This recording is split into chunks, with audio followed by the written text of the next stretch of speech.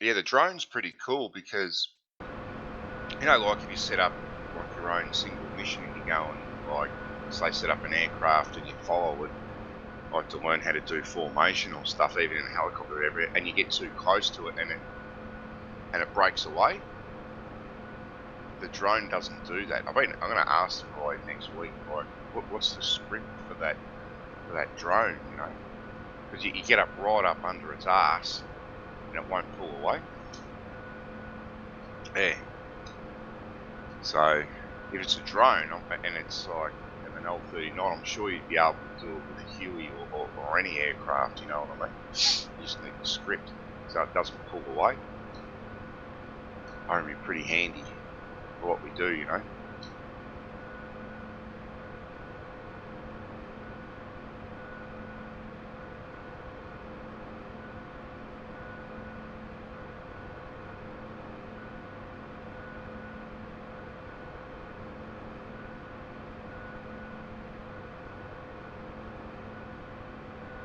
Oh yeah, it doesn't. Like, but the one that does just an orbit, that one sort of just pulls. It doesn't pull away. It just sort of realigns itself. But the ones that do the left-hand orbit and the right-hand orbit, they just constantly in that loop, and you get up right behind it, like almost touching it with your nose tip or your wing tip, and it doesn't pull away. So, yeah, it's pretty cool.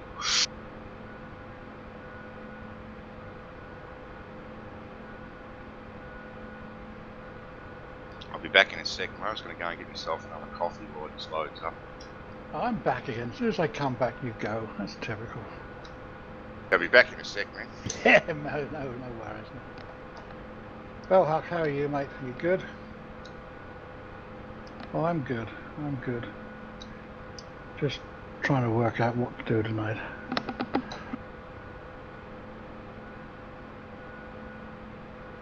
It's looking like that. I'm just going through the senior wing stuff. Did I go through? I did slope training with slope landings with it, didn't I? That's okay. Yeah, well, you got the basics of it. That's what I mean. A lot of that is self-practice in reality. Once we've just gone over it, you just got to keep ratting till you get it sorted. Same with engine failures. We touched at those. Sling loads you're good at. OG hover you're good at. Terrain flight deacceleration, no problem. Running landings you're all right. That's okay. So we shall move on to some shooting stuff. It would be a certain amount of tactics, which would be handy enough. How are you coming on with that senior wing stuff? Are you practicing away at what time you have, or?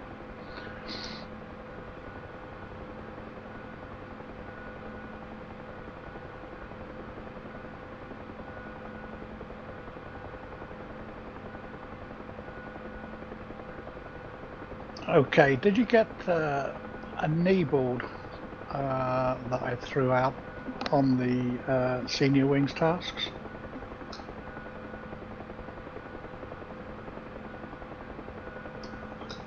Hang on, I'll get you a link, mate.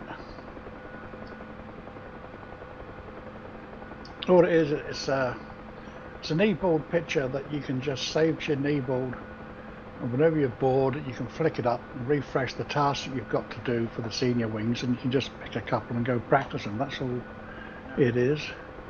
Where have I got the bloody thing?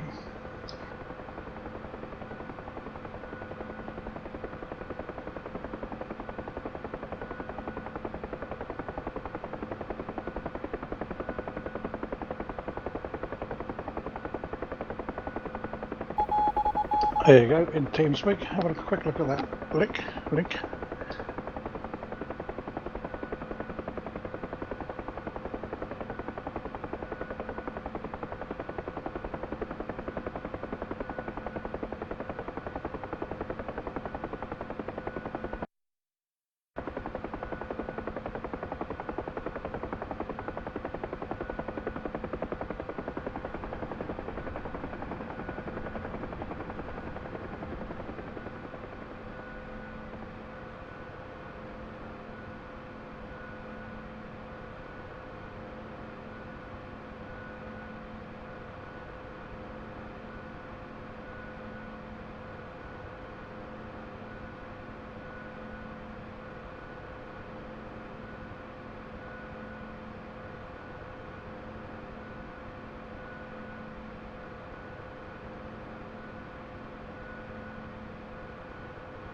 Yeah, just the text image. That's all. Just right click and save that to the folder in a folder that I've mentioned. You might have to create that folder if you haven't got it already, and you have it. And then if you throw it, well, you know how to use an e-board, for God's sake. Talking shit.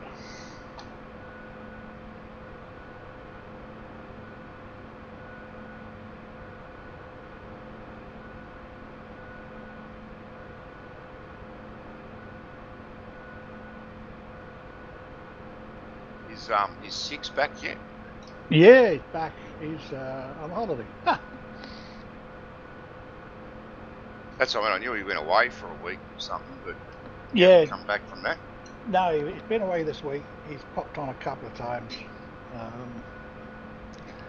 and I think he's back on Monday. He's doing some training for ordinary punters on Monday and Wednesday, so he'll be back next week. Yeah, I've got to grab him and get his senior wings out of the way, and then also get the gunship qualification. Yeah, the gunship, Chalky, for you and DC, PD. Well, I'm not sure what's going to happen there. I haven't seen PD for about a month. He was away for a couple of days. He's been doing a lot of racing. He was on the other night, and I teamed him up with Flubber, and I flew slicks for a wee while. And of course, I think he was half pissed because I didn't understand what he wanted Flubber to do. Oh, okay. PD's great when he's fresh, but if he's got a few beers in him or a couple of wacky backy sticks, it can be a bit complex. Hey, it's funny though. Oh yeah, he's a nice crack man. up. Yeah, he's a nice man. Okay, Huck. Click on that second link I sent you.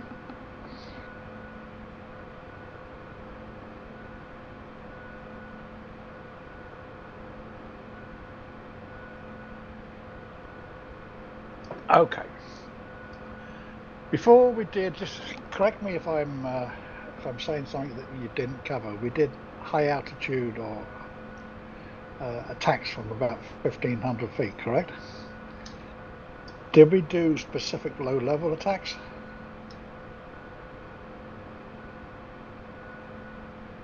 Maybe not. Okay, that's what I thought. Okay, so I'm just going to recap the high altitude, because then we go do a couple of those, and then we'll go practice a couple of low. I'll just tag along with you there. Oh, you're going to be the refresher for me. Yeah. You're going to be the lead, mate. Okay, let's have there's a bit of ground there, and if we have, there's a nasty enemy there, and we're coming along here with a distance of 1,500, or between 1,000 and 1,500. And just to recap, your four things are target, torque, trim, and then back onto target. All right, so you want to be stable, so your trim knocked off, 60 knots, VVI at 0, coming in at a high altitude. On your distance, standoff distances, 1K, 2Ks, 3Ks, 4. Small arms fire, you must brake at this point, 1K. Pardon me, for 0.50 and stuff, you must brake at 1.5. You go beyond that, you're likely to be shot down on a high angle attack. Okay, so we come along, we tip in here at the 2 meter point or 2 kilometer point. You tip her down, you engage, and at this point, let's say we're going to brake at 1,000. At this point, you do a brake, and here you have a choice of 2 brake styles. You have one where you stay at the same altitude and you go back like this, and then you go back up, and you have the other one where you drop down to ground level. Okay, we did those, correct? Okay. Now the other thing, I'm just going to clear that. If we're going to look from the top down, so we're having a plan view, there's the enemy, we're coming this way. You've got 2 sorts of attacks. You've got a simultaneous attack and you've got a continuous. A simultaneous attack, and here we're talking of teams of 2, 3, or 4. Simultaneous is basically you attack at the same time. So you have your lead coming through here, Your wingman will be off to one side, probably around about here, or perhaps even here. The lead engages, and when the lead breaks, at that specific point of the break, the wingman should be engaging fire to cover. The wingman then breaks early, so he doesn't get as close, and continues after the wing and catches him. Happy enough with that so far? Okay. Then we're looking at round about 5 seconds this way, and probably about 6 seconds this way, if we're doing a nap of the earth break. And the whole rationale behind this is we have the enemy here firing at you, all right, and this is real true with the AI as is in real life. If you're going 90 degrees to it, he's always trying to catch you, and it's very difficult. If, on the other hand, you do that, you go back that way, he just has to keep the stuff going in the one direction, and there's every chance that he's going to hit you, all right? So you go right angles to the enemy, round about 5 seconds, so just count it, and then you do a shot left. Okay, if you have presence of mind, you want on this dog leg here, you really want to do a bit of S-ing like this. All right, so you're talking about every second, every 1.5 seconds, you do a 20-degree jig to the left. 1.5 seconds, do a 20-degree jig to the right. All right, and here when you do your 90-degree break and you go this way, the same thing applies. And it really does help if you put those little jigs in from getting the AI to hit you, especially with the 5.0. All right, and of course that's maximum speed. Happy enough so far? Okay, and just the other thing that I want to clarify or to remind you, with a high level attack here, if that's your angle of fire towards your enemy, and if, say for instance, you are slightly touchy with your pitch, you might be a bit low there, or you might be a bit fire there, and when you hit the ground, you can see there that you have that distance. This point here and here is where you're going to be accurate. Right, once you come in, bingo, once you come in low, you put those round. You can easily do it by turning around and saying that the ground's going to be like that. Okay, and you've got a far bigger area. So the lower attacks, less chance of being shot, not as accurate. High attacks, good chance of being shot, but more accurate. That's the trade-off, okay? Right, that's just a recap on all that shit. Now, low level. On a low level, let's put our enemy here. We have the same standoff distances, 1, 2, and 3. Okay, and we're coming along here at low level. And this will probably be 150, 100, 200 feet, whatever. You're coming along, and at the 3-kilometer point, climb up. Generally speaking, by climbing up, you've got 2 methods of climb. One is you put it up to 60 knots, your best rate of climb, go up, stabilize and fire. And the other, if you're not going to climb too high, you just climb on your collective. So you've got 2 types, different situations for each. You climb up until you get to see the target in view, you stabilize, and then round about here, you tip in and then continue. Roger so far? About 1.5, but if you tip in at 2, if you can, all right, yeah, I've got that one, but if you tip in at 2, it's best, all right, and then you break at 1, all right, or you break at 1.5. So that gives you a low level attack.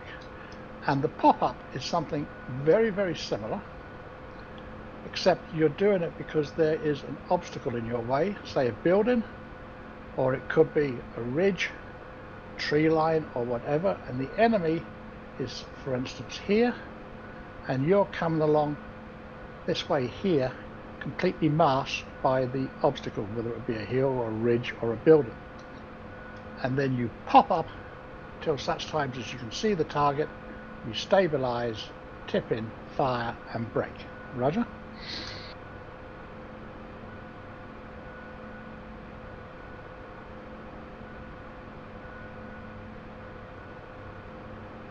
It's going to be, depends entirely on the circumstances, and I'll explain this now. Clear this.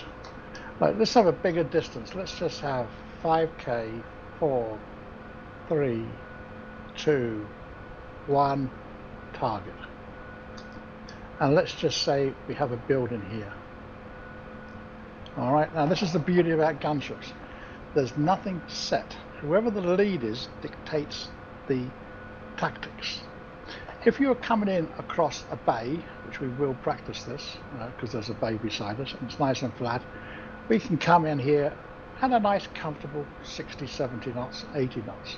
There's nothing going to shoot at us. We're totally masked. It's no problem. We can come up at our leisure, see the target, happily stabilize, drop down, fire, etc. However, change the circumstances, there's a good chance there might be some infantry around here that you might get shot. It's hostile area, you don't know. Well, there might even be a few SAMs nearby. So you will be coming in here at 90 to 100 knots.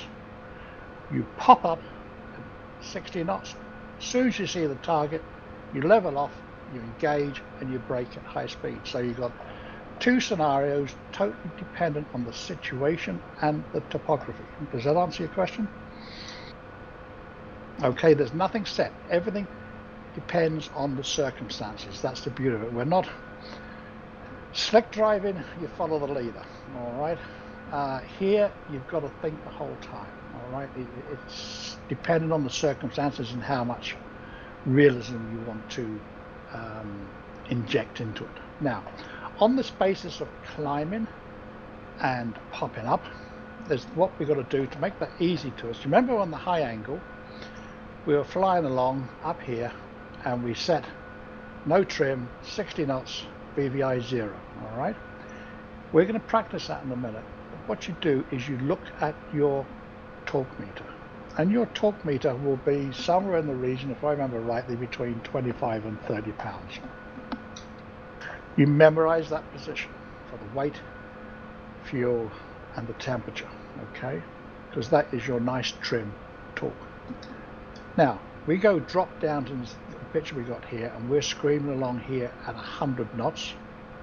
The torque is 49 inches, all right, and we go screaming up here, and we haven't got a lot of time to get ourselves stabilized. And the way to do it, you scream up. As soon as you see the target, you drop the collective, you glance at your torque, you stop your torque where you think it should be,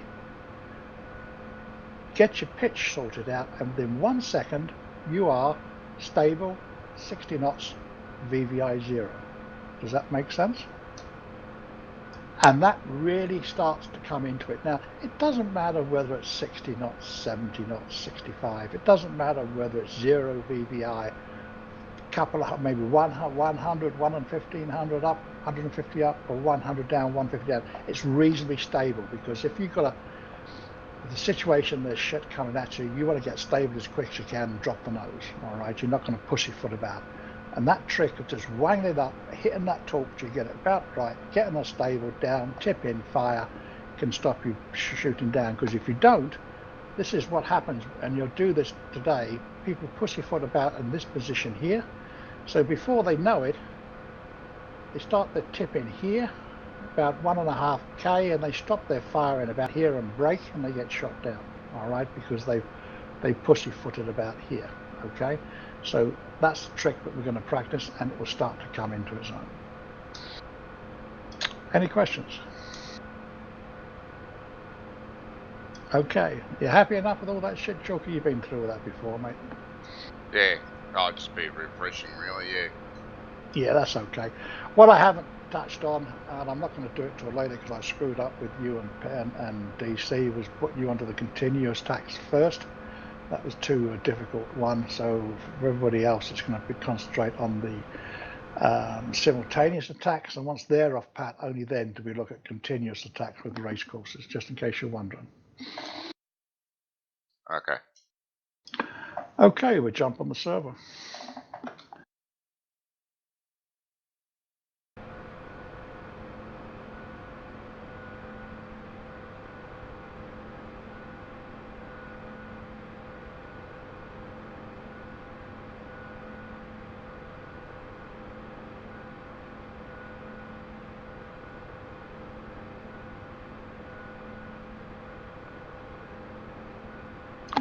Okay, Huck, while I'm waiting for that to load in, just to recap on formation, Chalk is going to be your lead here. He will tell you to go right or left depending on the target and what normally happens in this stuff. When the lead decides on the method of attack, if he can decide on a directional break, he'd tell you to go right or left, okay? Because often if he's going to break left, you're going to go to the right. Now, how far do you go to the right? Good question. Depends on the threat, depends on the topography, depends on the stuff coming at you, all right? If it's a simultaneous attack, it's just one attack.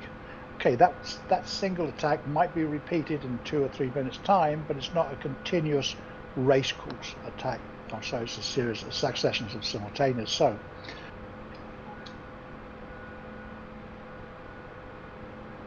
yeah, if he's going to break left, he'll tell you to go right, so you go right. All right, now the reason, how far do you go right? How far do you go off from him? All right, normally combat spreads 15 to 20 rotor diameters, but if he's going in for attack and the ground allows you to do it, in other words, you're not hemmed in by obstructions of hills or woods or any of that stuff, go even as much as 500 meters off to the right and fly up in parallel with him, 45-degree VOS, because what happens then, when he tips in and starts engaging, within 2 or 3 seconds, there's nothing to stop you tipping in and engaging at the same time because you're far enough away to the right. There's no danger of your fire hitting him. So the two of you are firing at the same time. He breaks, gives you a chance to break early. All right, a bit later than him because you're covering him breaking. You don't have to go as far forward as him. You can cut the corner and exit. If it's a break left, go down low level if that's the case, and you go in left. And you can cut the next corner when he goes onto the downward leg. All right, Roger so far? Okay, so that's what you can do. Now, if the topography doesn't allow you to do that, all right, you have to slow down because you're flying, say you're going along like a valley and you're going to attack a target, you're off to his right, say, and you're only about 15 rotor discs, all right, 45 degrees or thereabouts. He starts his attack run. You can't fire from that position because you'll be too near him, all right, and there's a good chance you've hit him. So you've got to put a distance between you and him, and you do a series of S-turns. And the reason, once he tips in, you do a couple of S-turns. And the reason you do S-turns is that you can see him the whole time, and you can see how close he's getting to the target. So you say you go right, you can see him by looking left, and then you do a turn to your left, and you can look right and see him. That gives you the separation of distance. And then when you judged it, the right distance is just about to break, you turn in and tip in. As soon as he breaks, as you engages once you have a clear field of fire. Does that make sense?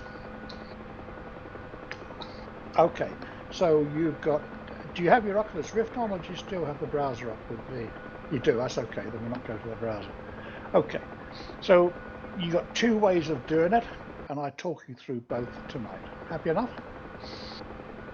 Okay, what are you in? Okay.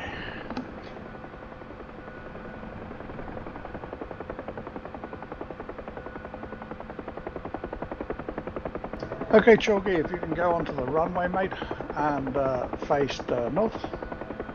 I'm on the ship and I'm just setting up a map for him. I'm gonna do an attack on the down the river there off to the east of us there. Set it up. I'll put the circles on it so you can see on his map when to break and stuff. Right, let me just sort of shift what you're at. Just I mean nautical miles. That's all. I'm not in kilometres. I'm in nautical miles. So I'm just calculating it. Now, hang on a minute. If we can just use the range to begin with, a couple of practices on the range, Chalky, and then we'll do that one that you've marked over on your right. Happy enough? Okay, where's the range? Is that on the other side of the harbour? Yeah, jump in and grab, hit escape key and grab gunship number 2. I'll take this one. I'll go on there. No, grab in. I'm going, that's all. Okay. I've already started up. And oh, you're in one, fly over. Yeah, I'm on the ship. I just landed on the ship. I gotcha. Yeah.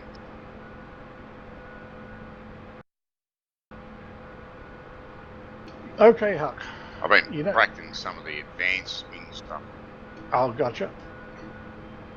Whereabouts are you, Huck?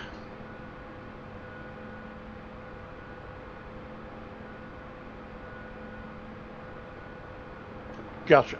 Okay, follow me over to the range, sir. We'll use the rocket range for this. If you remember, you've got the rocket range. Yeah, you've got the containers there at 4, 3, 2, and 1 kilometers. Yep.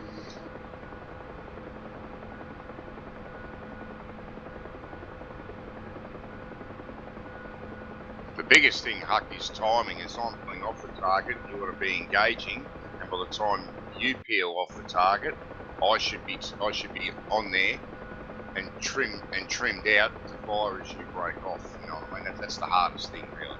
I've never really got that down pat. Yeah, that's the biggest thing. You'll see what I mean once we do a couple of passes. It's the timing of your wingman being trimmed onto the target and ready to fire as the other wingman peels off. That's the hardest thing. What the fuck's wrong with this?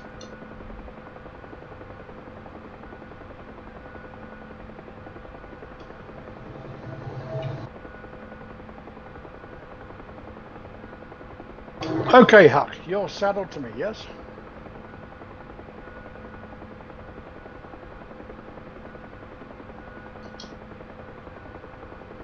Okay, I'm gonna do a 90 right. Come up on a formation. We'll do a combat spread. I want you to be on my right-hand side, so you want to look round about. It's not specific. It's round about 15 rotor discs and 45 degrees. Okay. Now I'll explain that later, the actual distance that you need to be, because it varies depending on where you're flying. But for this exercise, just try and get nice loose, round about 15 rotor discs on the right hand side, okay? Let me know when you're settled.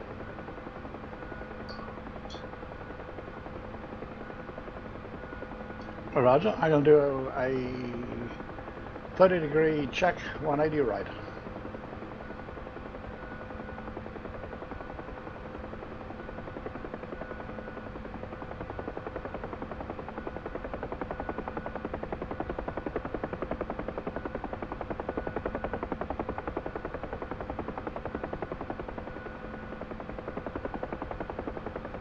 And we're not going to fire here as such. I just want you to stay saddled with me at that distance. Now, just say we were going to do an attack on this target. As I said, we're not going to fire. We're just going to fly it. All right.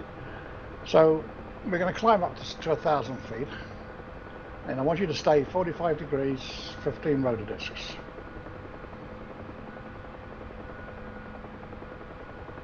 Now airspeed is 60 knots, maximum climb.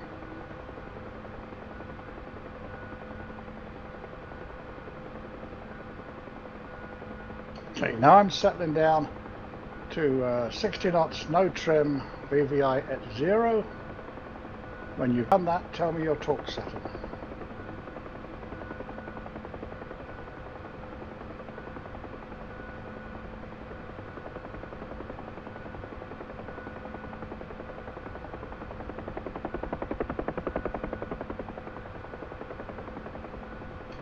Okay, what'd you screw up, mate?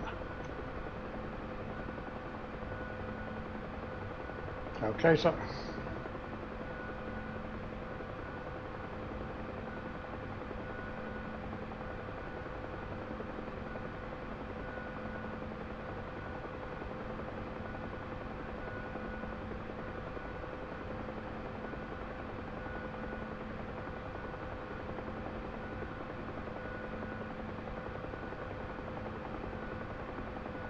$25, perfect, exactly the same as mine. Now if you just remember that, all right, and we'll come to it later, so just remember 25.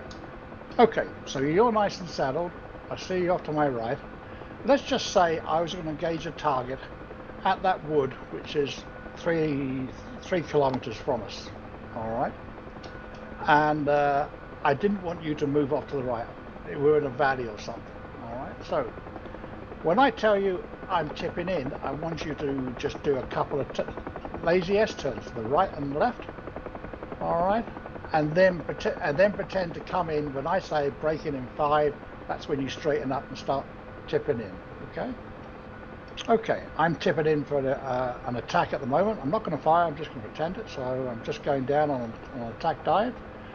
So okay. So now I'm going rat-a-tat-tat-tat-tat and all that nonsense. I'm going to tell you now I'm going to be breaking in 5 seconds.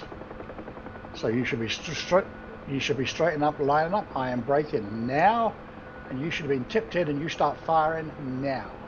Does that make sense? Okay. Just swing around behind me and tell me when you're saddled at 45 degrees, 15 rotor discs.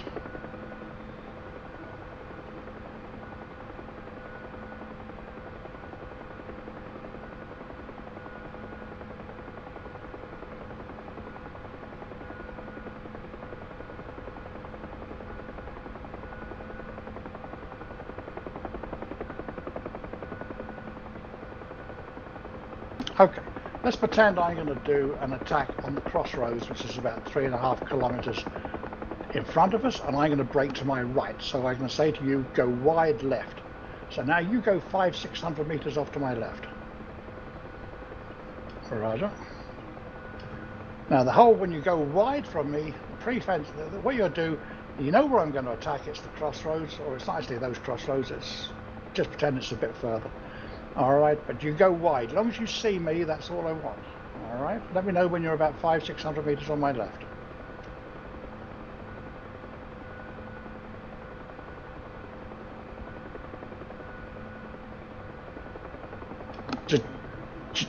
You just judge it. Okay, when I say meters, okay, we're talking, good enough. Now, if I say to you now, I'm tipping in, all right, so I'm tipping in at a target maybe 1.5 k's in front of me, I'm firing. Do you see how now that you could tip in and start firing down? And I'm going to put a burst out so you can see where I'm going to be hitting the ground.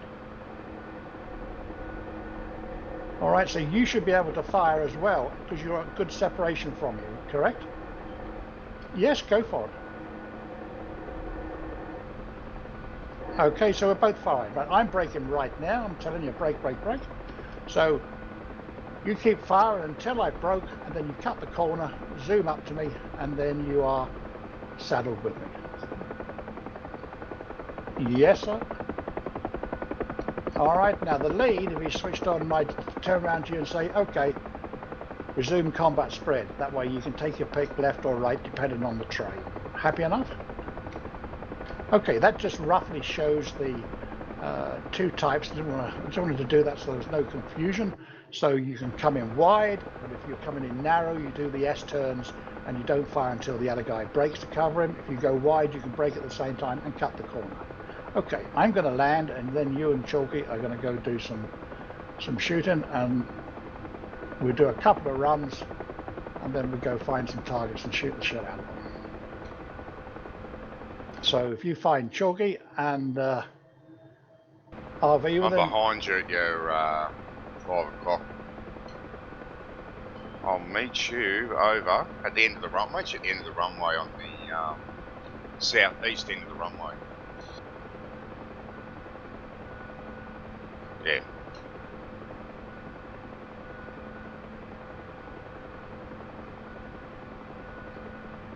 I'll be around 200 feet.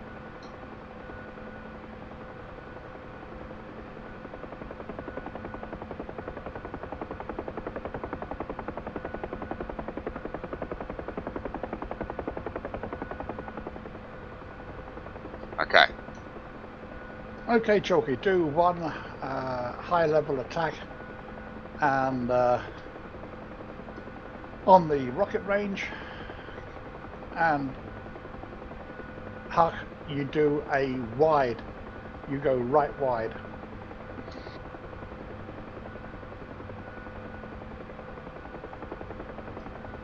And we're looking at accuracy. Okay, I'm going to start climbing. And we'll stick to guns. So with guns, to give you an idea, Hucky, are you using the 80mm sight mod that I made? Okay. You'll find with the guns that you've got those graduation rings. All right. The center pipper would normally put your guns on target at just under 1,000. All right. So at your break point, your pipper will be just on the target. That's what you'll see. When you open your guns up at around about 1,500 mark, you want to be 1 grad pipper above your target, about 1 graduation. So have the graduation line on the target for your range and burst. Okay. Way to do it is when the first time you open fire, you just do a simple range and burst, then do your Kentucky windage, and then do sustained bursts.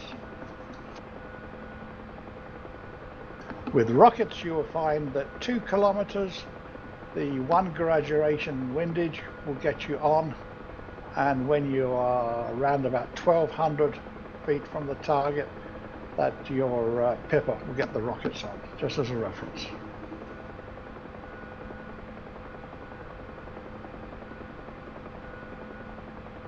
And it's all about being steady. If your ball is not centered when you tip in and you fire, the aircraft will buck to the left or the right, and your shots will go left or right, depending on what way your ball is. So it's very critical that once you spy the target you're coming on, you stabilize and you keep checking your ball to make sure your ball is spot on.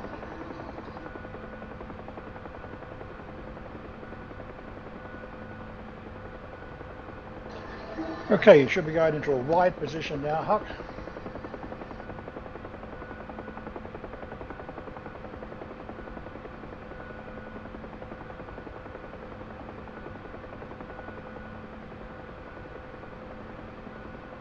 You can take it as wide as you like, mate. Yeah, go wider if you want to. It all depends on the terrain. Yeah. So I'm going to be braking left, so you're in the right place. So I'm going to start engaging now. I'm going to tip in. I'm not saying you should, but you could even double that distance if you wished, providing that you could see the lead.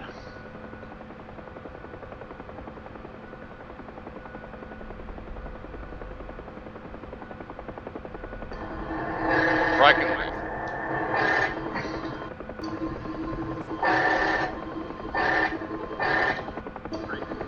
No brake left, so brake left. Yeah, you got to brake left. Yeah. No, you're right. Hard left. And basically, I would just use the road to our left there as a reference point, and maybe just turn around where the intersection is up there, where the smoke is coming. So I'll be going as fast as I can, low level, or about 500 feet. Different ways you can do it, I suppose.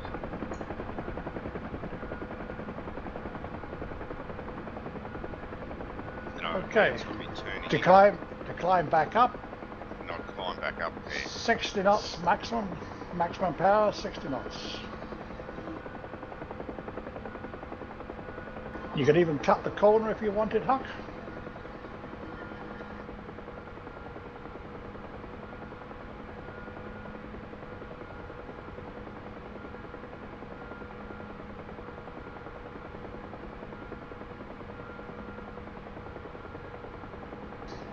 It's all about looking for your lead, constantly trying to find him, trying to work out what he's doing, and also next time, to the next run. If you think you cut it a bit short, tell him to extend next time. All right, he'll understand. There's no grief. Yep. Go way over to the right. You're actually a bit close when you opened up to him that time. Go way over to your right.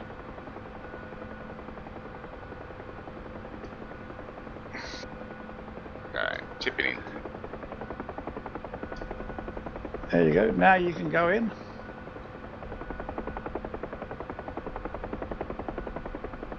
Braking left. So as I'm peeling off, you should be engaging. That's the timing.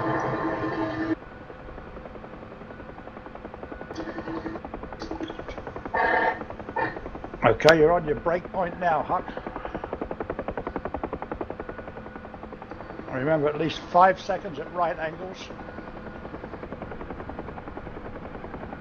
Count them to yourself. And wee jigs, if you can remember to do little jigs. That's good. He'll come back and tell you his. Okay, I'm turning in. We're heading north down the road.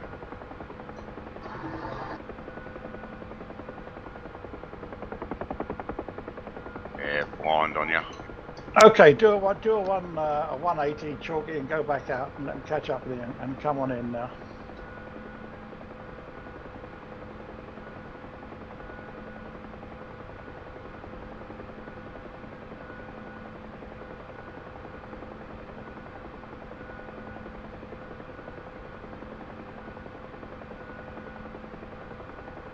I got visual on you.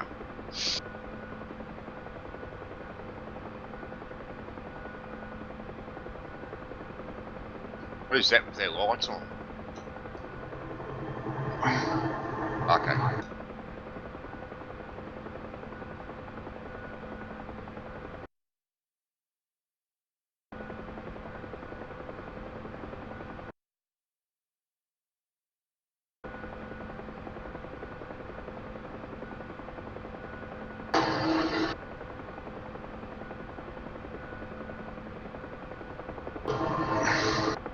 No idea. You're the lead, Chalky. I wanted you to do a turnaround. Oh, well, I was going to go and attack a target and you told me to come around again. So. Yeah, because he wasn't saddled on you in the slightest, so it wouldn't be any training for him. Okay. So get him saddled on you and then take a run in. Okay, I'm going to head out to the oil rig. So the oil rig there is a reference point. I'll head out to there. I'm at 700 feet. Just form up on me, then we'll go back in.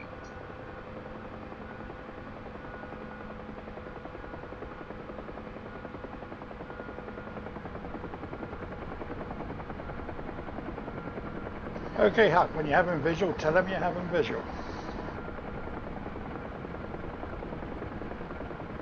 Then if you can sort of say, yep, I'm visual, I'm on your 5 o'clock, 500 meters. It tells you exactly where it is and where you are. I'm at 600 feet and I'm cruising around 60 knots, waiting for you to catch up. Okay.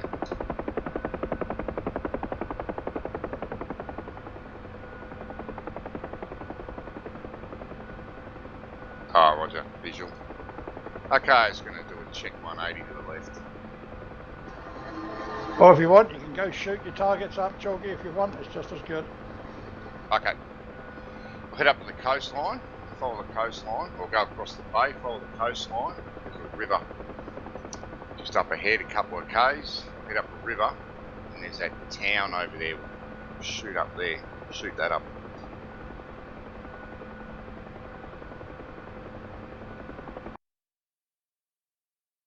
Okay, explain to Huck exactly what you're going to do when you get there and what way you anticipate a break and what sort of attack you're going to do. Do a high attack for the time being. I'm going to do a high attack up the river, and then we'll break around to the left. We'll break left, so you'll be on my right. We'll break left and then just do a continuous pattern. Just use the road as a reference point. Chalky, try and think of it as several simultaneous ones because he hasn't done continuous yet. So if you do one attack and then go about 3k off and then just come in and do another one from the same or another direction. Oh.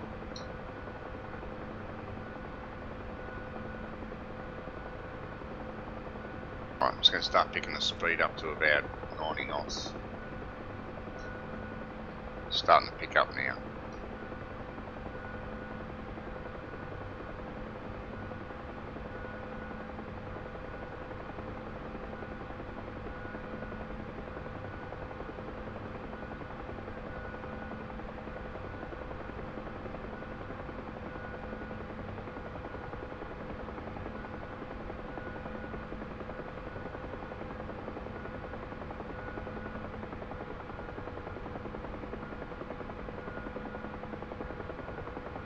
Okay, if you have your lights mapped, switch them off, Huck.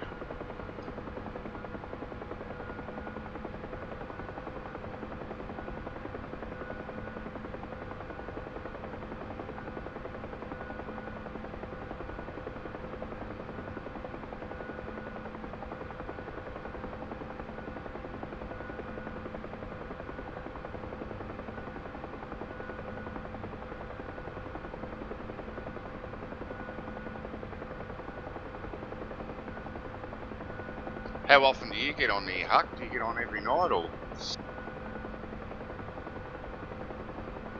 Okay. Okay. Because to perfect this, really, what I found, because I'm in a different time zone, everyone, to perfect this, you need a wingman and someone you partner up with every day, at least do an hour, 2 hours, you know what I mean? So if I come home from work and you're on and whatever, it's the only way to perfect this, because it just slips. That's what I've noticed. Because I haven't been on this week at all. I've been fucking around with the L39, but because there's no one in my time zone, you know. So I mean, yeah, to perfect the timing and all that of the patterns and doing this and that, you really need the right. You're my wingman. Let's practice a priest for an hour a day. You know what I mean? That's what I find anyway. Okay, Hucker, when you start your run up here, you're perfectly formation now, but once you're about 4 or 5k in it, start thinking of topography. You know he's going to do a break left turn.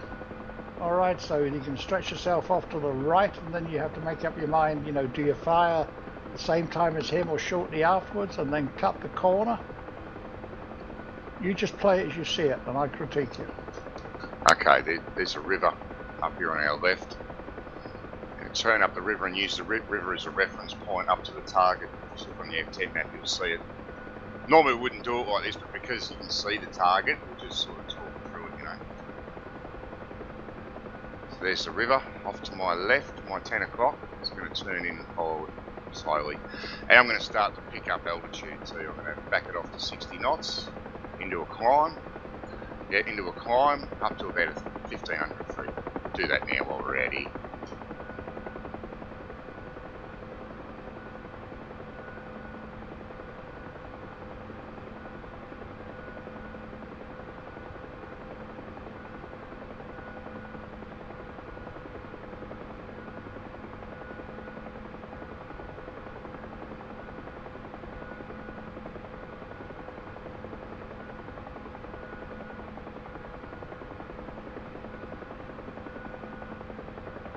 All right, Chalky, describe the target to him. He might not be aware of it. Okay, as a target, there's trucks and infantry down in the bridge up ahead, on the first bridge, up the crossroad. I'm going to engage it. You'll be on my right. I'm going to brake left, and I'm going to come back down, use this road that we're travelling along now as a reference point, and just do continuous pattern and try and get the timing right. You know, as I break off, yeah, you're in, and as you're peeling off a target, I'll get it. That's perfect positioning there, Huck. That's good, mate. You can even, when you're coming in like this, you can even come a little bit forward. You haven't got to stick at 45 degrees. You can come up a little bit if you wish. It's entirely up to you, depending on what you see.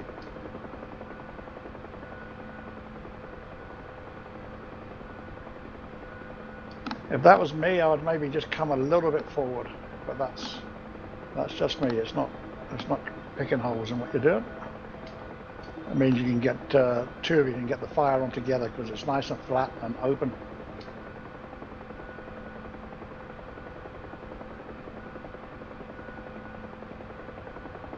Okay, tipping in. Okay, if you're well enough spread, you should tip in at the same time. That now.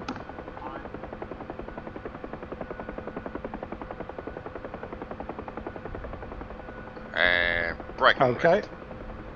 Okay. Actually, I'm going to brake left 90 degrees. I'm going to fly out. That's good. That's good. Keep the rounds on target. Yeah, 90 degrees.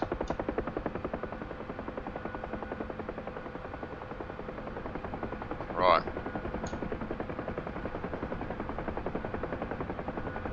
Remember, a count of 5 at right angles to the target, at least, if not more.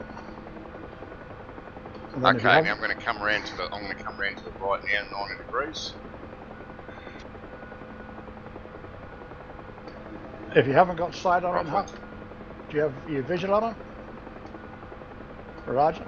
Okay. Let them know that you're visual and where you are. I'm going to do another. Roger. Come over to my left. Come over to my left. I'm going to do a check 90 right. Right. Roger. Okay, I'm at 500 feet, turning in.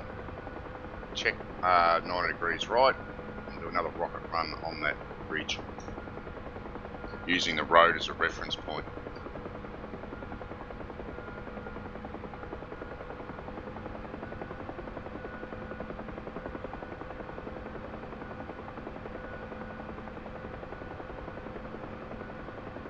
And braking right. Taking fire. Yeah, very close there, Chalky.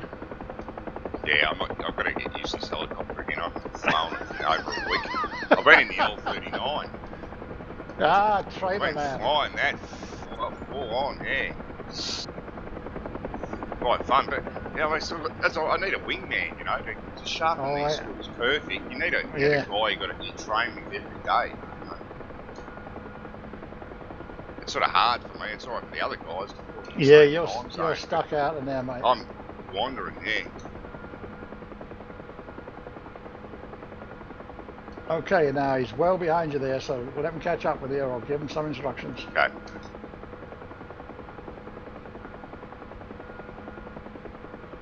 Taking some hits bad. Okay, you got visual of me? Okay. Right side? Okay, I'm going to do a check 180 to the left. And I'm going to go into a climb to 1,500 feet.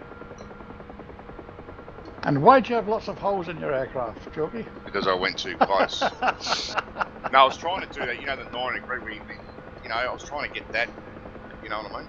Yeah, instead of doing a continuous attack. Yeah. Yeah. No, that's fine. That's all. Yeah, if I was to say anything was because you did a right hand and you told him to go to your left, it put him on a huge curve to even try and stay with you. I thought it was too close. Yeah, I know it makes sense, but I mean, I just wanted to show him, that's all. But yeah, sure. No, it's but good. it worked as I peeled off. He was already on it, so I'd only got a couple of holes in there. All right, yeah. Roger. Okay, I'm going to slow up to 60 knots into a climb. Probably getting a bit close again.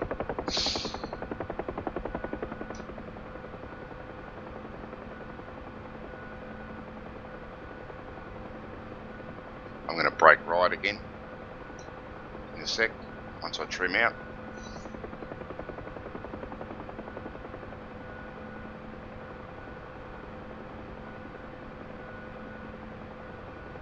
And tipping in.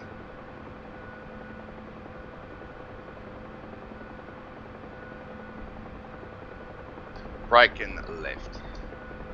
Check 180 left.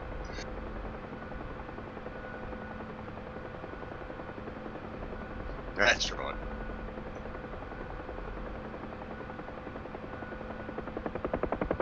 Roger.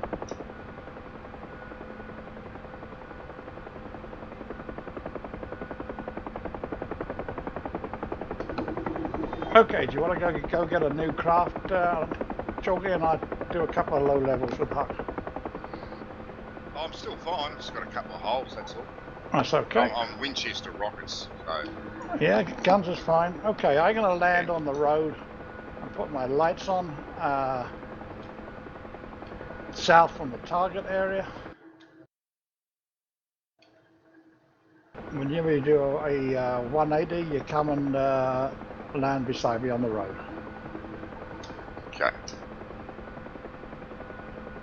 Check 180 left.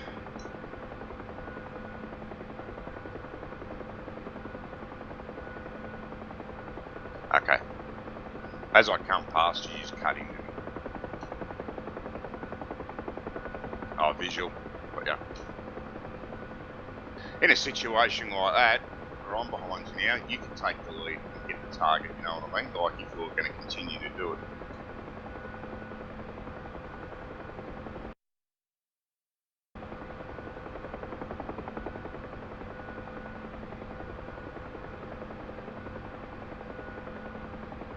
Land behind me on the road, sir.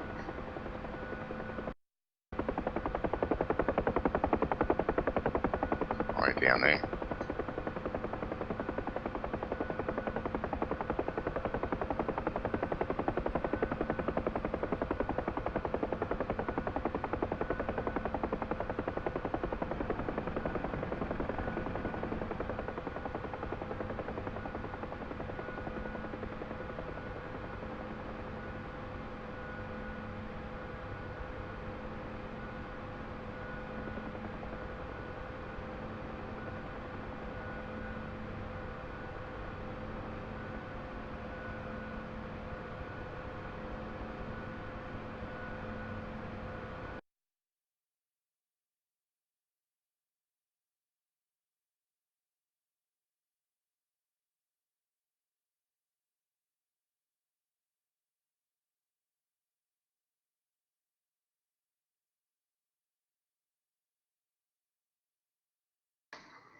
Very good.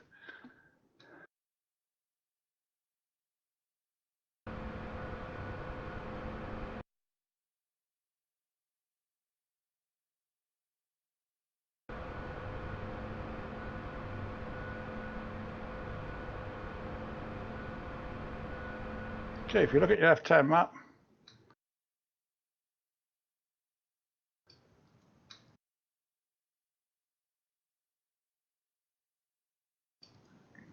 okay, you see a series of red marks there, all right?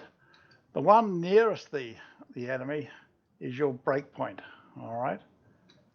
The initial stages, if you plan an attack, it does no harm to work out what your break point is. And both of those break points, i.e. Gizzy 2 and 4, they're 1 kilometer from the target area, okay? So you need to be braking when you hit there. And the way you check it is when you're coming in, you just flick into your F10 map and back into F2 very quickly. And you can tell by your position where you are when you're going to brake, all right? The other positions, the 5 and the 3, are the 3K marks, all right? At that point, because we're going to practice low level, we're going to be climbing.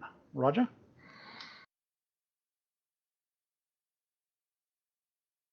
Okay, we're going to be approaching the target. Okay, just imagine that we're approaching the targets and we're going to approach it in a direction from west to east, all right? So we're coming along, and as we hit Gizzy 3, we climb. That's 3 kilometers, all right? So we climb up till we can identify the targets, then we stabilize, and then we tip in and we fire and we brake at Gizzy 2. That's 1 kilometer from the target, Roger. If we're coming the other way, we come the other way, we climb at Gizzy 5, which is 3 kilometers, or maybe about 2, maybe just before 5, and then we brake at 4. Roger? Okay, that's just to give you an idea of the sentence. I'm going to go first, I'm going to lead. Huck, you're going to be on my number 2, and Chalky will be number 3. Okay. Yep. You'll be wherever I tell you. I could tell you right, left, or just formation spread, and that'd be up to you to work it out. If I want you on the Pacific side, I would tell you. Or in reality, once I analyze it, I'll probably say I'm going to do a left brake or a right brake, and then you pick up the right position, all right? And Chalky can pick up where he thinks is best. Okay, lifted in 5. Lift them.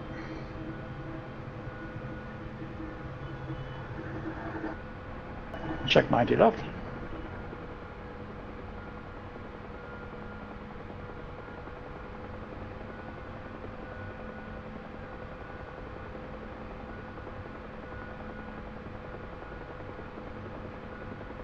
So you just go into a combat spread, Huck. In other words, you can go anywhere you want, left or right. And I'll do the opposite to you. What we're going to do, we're going to come in from west to east. And we will come in at around about 90 knots. We presume it's a reasonably hostile area. So we'll be coming in nap of the earth 90 knots till we hit around about the 4.5, 3K mark. Then it'll be a climb up until I can see the targets, stabilize. This is where you remember your 25-inch torque. Roger, Huck? Okay. You make a decision where you're going to left. Well, I can tell you now because I've done a recce of it. I'm going to brake right. So as we're approaching, you can drift across to the left from 4 or 5K out. There's no problem, unless I tell you otherwise, which I won't do in this occasion. So, yeah. So it's entirely up to you. You just work it all out. Now, you don't have to go left now. If you've gone left, that's okay. If that was me, I'd have stayed where I am because I'm going to do a right turn, and that would have saved me going all around the outside of the world. But it's a different game of fish. You just have to think it out the whole time. So you have a rough idea what I'm going to do. I'm going to go along here to the beach, along, back up that road and dump. So if you want, you can come back across to my right. You're not stuck on my left. Your combat spread. As long as you can see me and you have a rough idea, and Chalky can see me, you and him, we can work it all out.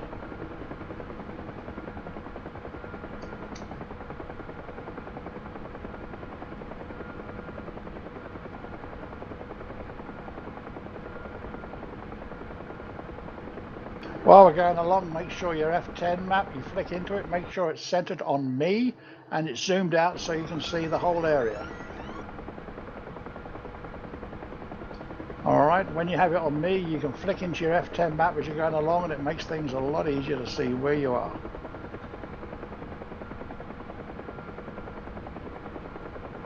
Okay, going down low. Check 90 right.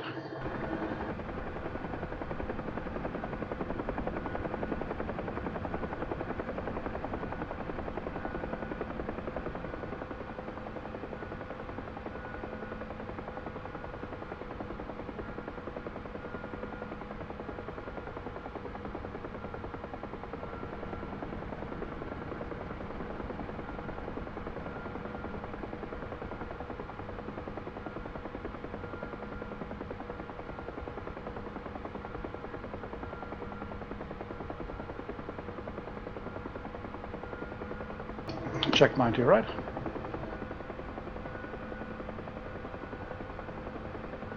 As you can see, we're masked from the target area here. That's why we're low. If you drift too far left, you will start taking shots, so you wouldn't go that far left, you'll stay on the flats. 1K from climb point. We're going to engage and we're going to break right.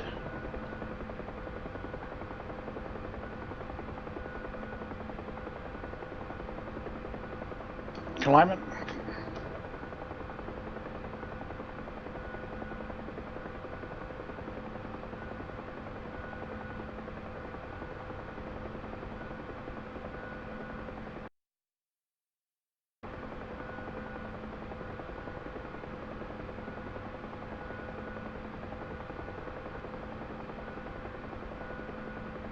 Target in sight, stabilizing.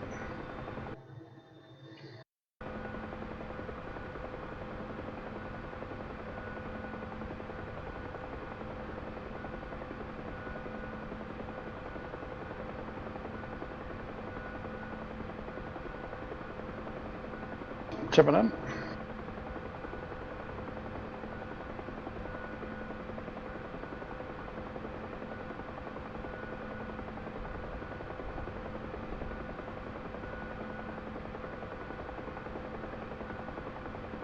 How fast are you going when you're doing that, Yes? The moment my speed's built up to 85, breaking right now. Yep.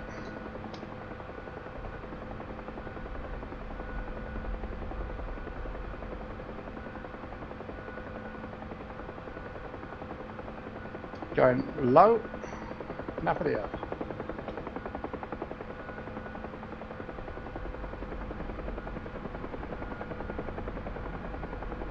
Breaking right.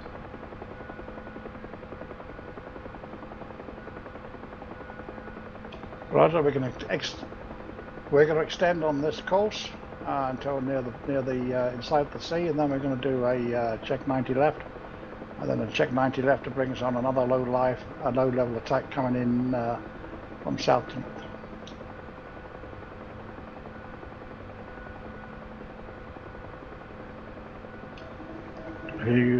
When you receive, just come back and say Roger, understood, or something. Okay, and we're going to do this attack run, and we're going to do a break right.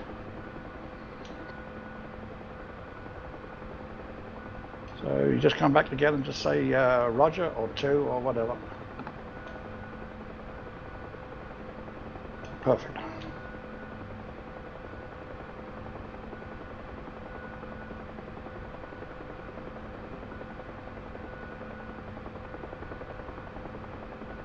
This is going to be even lower because we're coming from low ground and we'll be visible, so it's going to be really road or probably along the river. Check 90 left.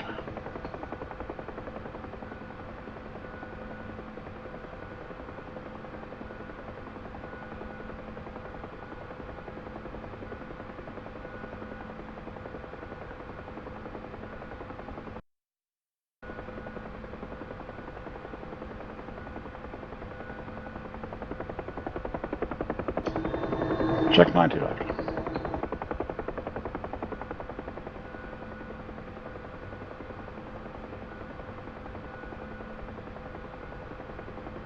I'll slow down a little bit. Just to orientate myself. Okay, because I'm going to do a brake right, you can cut the corner more and you just drift a little bit up to the left. How far is up to you?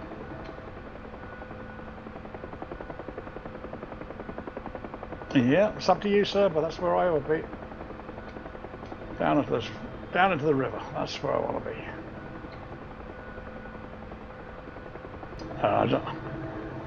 Now, if I was you, if I was in your position, I'd be down low, below that, only about 10 rotor diameters off me. Okay, we're coming to the climb point now. Can't see the target area. Climbing. If I climb, you can drift off to the left on your climb if you so wish. Target area in sight, stabilizing.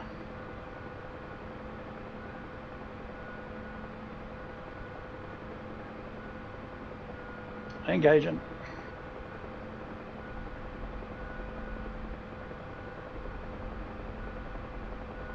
Stabilizing.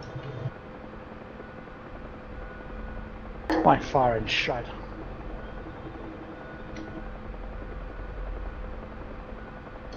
I'm braking right now.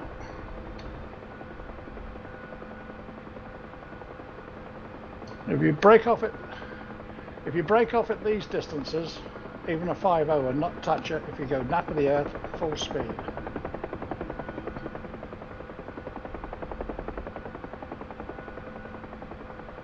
Okay, you're going to follow this road. It's going to be a check left 40. Braking.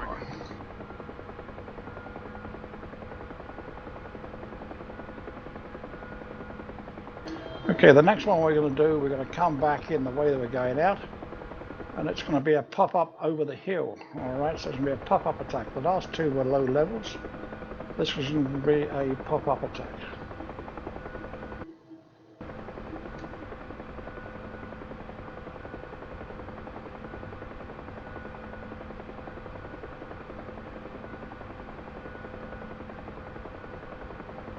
Yeah. Not at the moment, sir. No.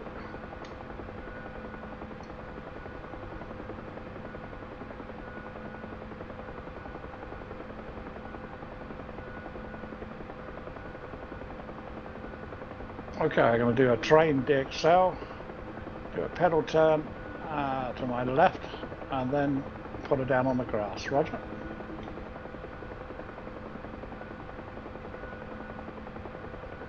Yeah, just over this river. There's a bit of flat ground in front of me here. This is where I'm going to do it. I'll give a call when I'm doing it. Okay, DXL.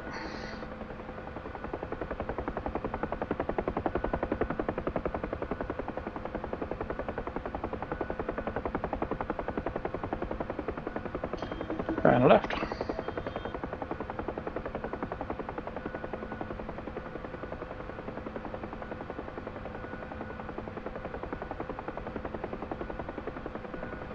And settle down.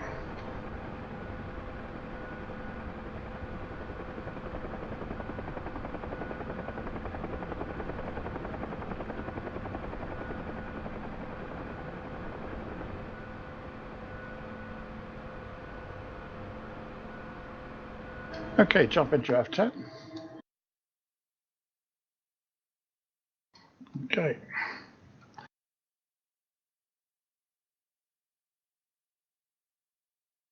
We can see a nice hill or an obstruction. It's a big hill. It's just there, number 6.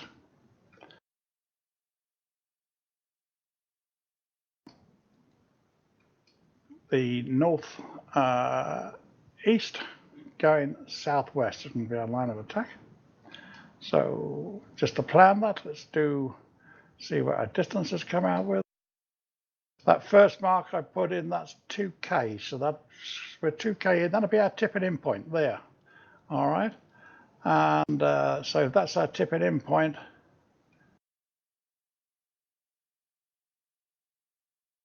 break point will be roundabout number 8. Roger.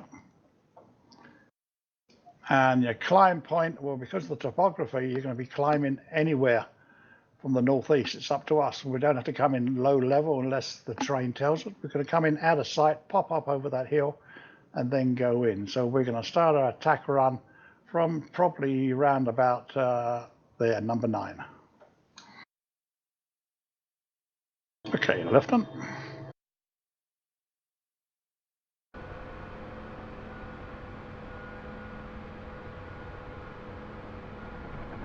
I was following this river up to my right.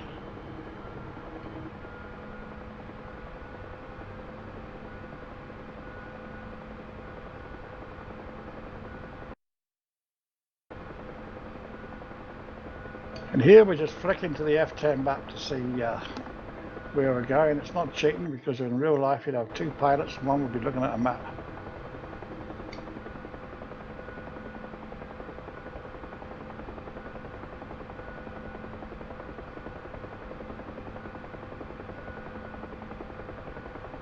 Alright, so.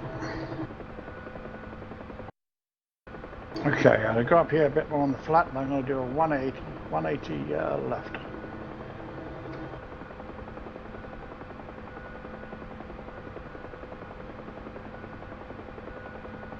This will be a fairly tight 180 left now.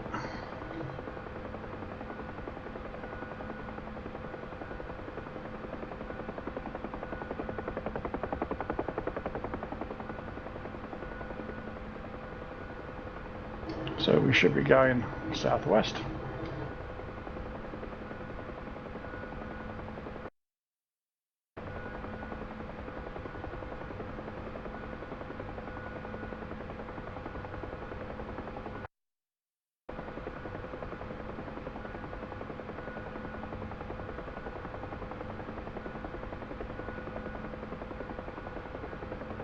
Roger.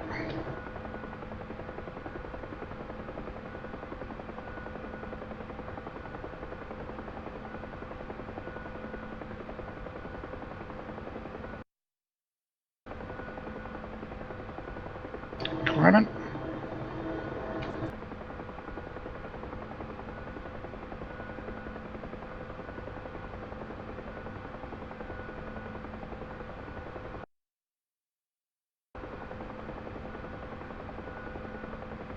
So we have this hill in front of us to overcome.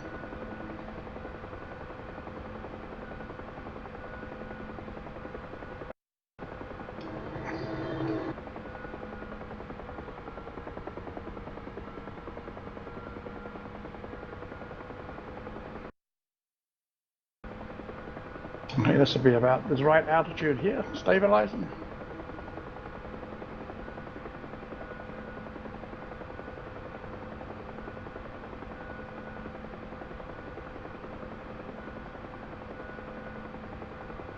So we're just coming over nicely masked. You should see the target in front of us somewhere. Target in sight, tipping in, engaging.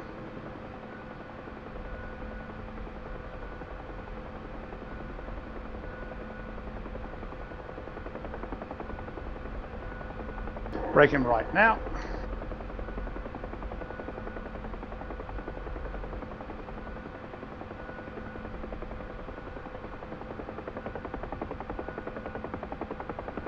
Roger.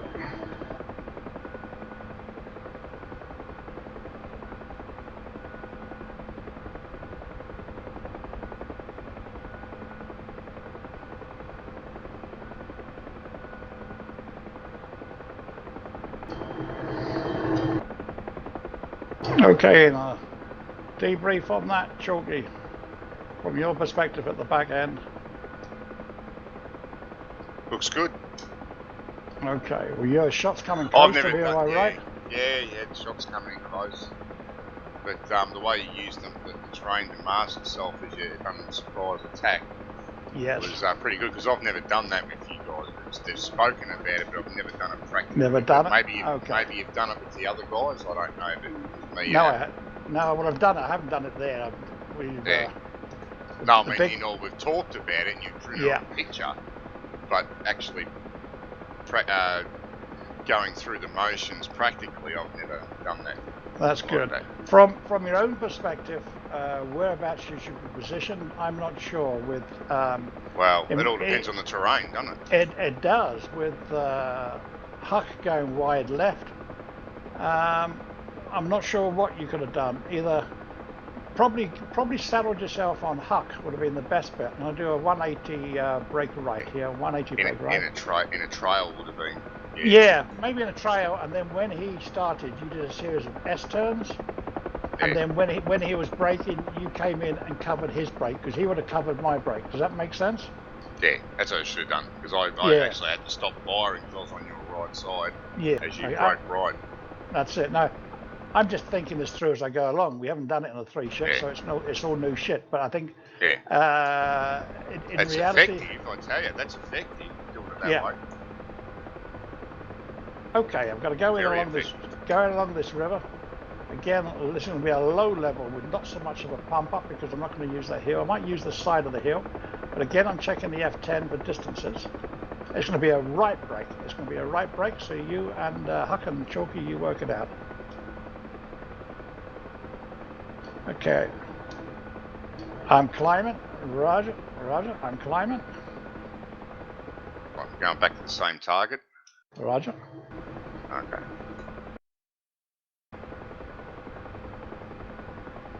Target in sight. Tip it in.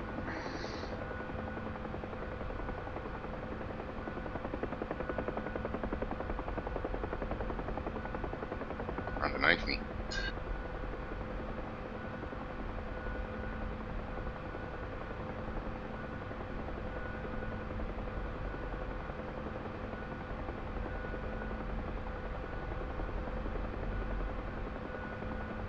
Braking right now.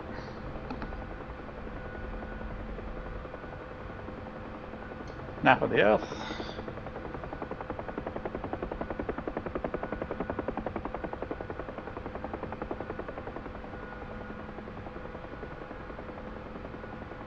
So 3 ship would be a heavy gun team, wouldn't it? Where 2 ships are light.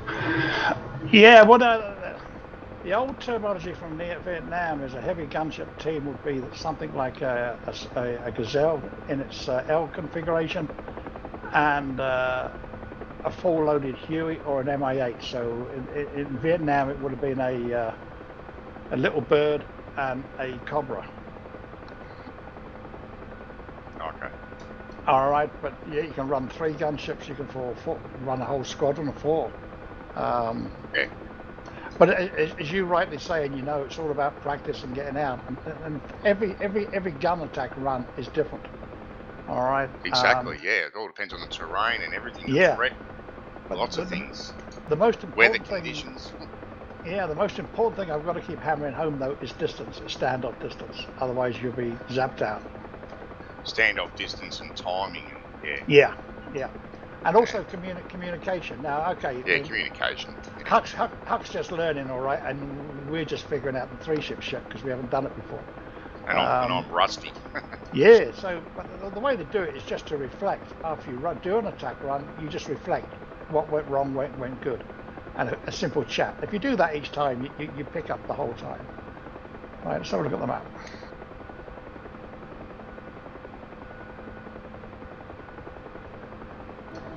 Okay, we've got guns. How much ammunition do you got, lads? Oh, about 50%. Okay. 70%. I'm glad Huck's got enough. If you fire up your knee board onto the standard page, I'll tell you. Oh, you probably haven't got the profile, Huck. Have you got a Warhog or something different? You have? Okay. No, he's not running by profile though, I don't think. Yeah, that makes it a lot easier. Okay, let me just see what's about. I rebooted this about half hour before we came in, so there should be enemy up the shuck. We're going to get stuck okay, I'm here. blind. Okay. Visual. Okay, I'm going to go land. The road. I'm going to go land here. Coming in for a landing. The accelerator.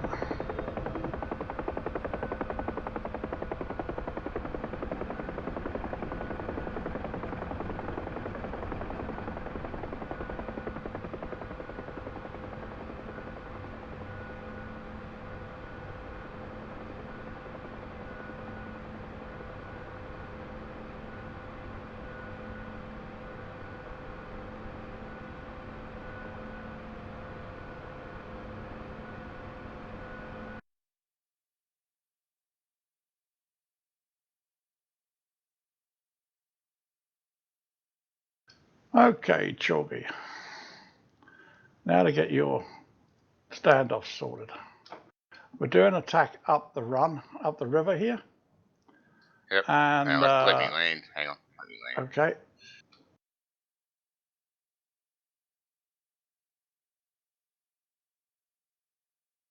Righto. South to north.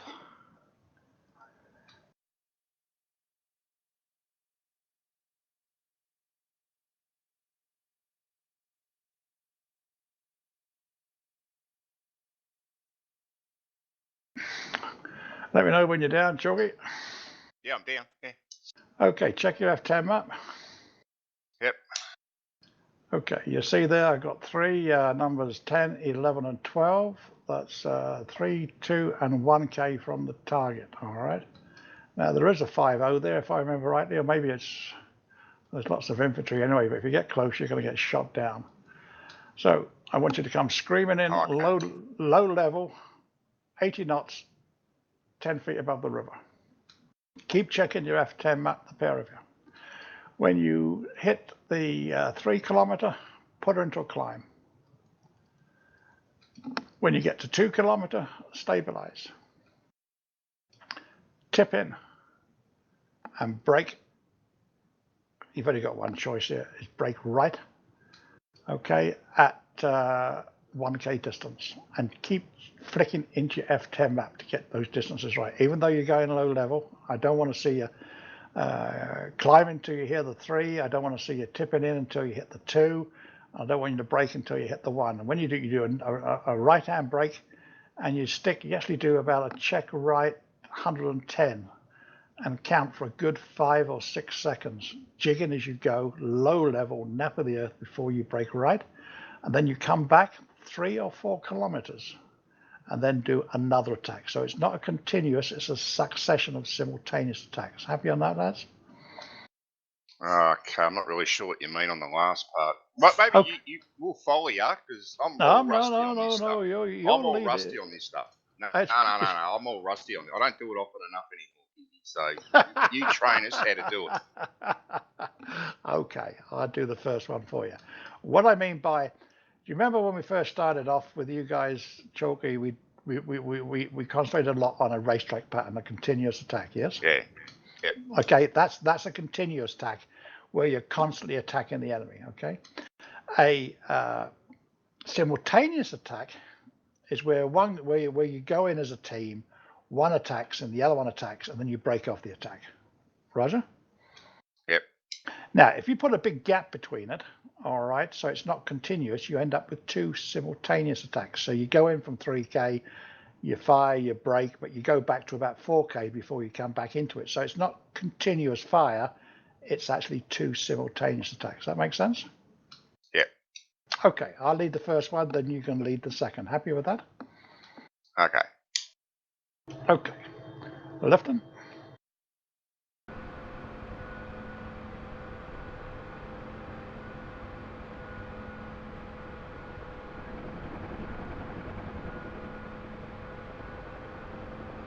Lifting.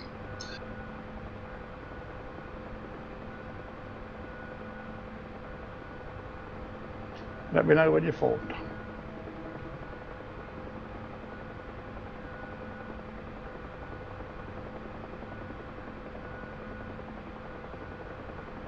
Roger. Chalky, I would say your best method of attack here is to position yourself on Huck and then do a series of S turns and then cover his break and cut the corner. Yep. No worries.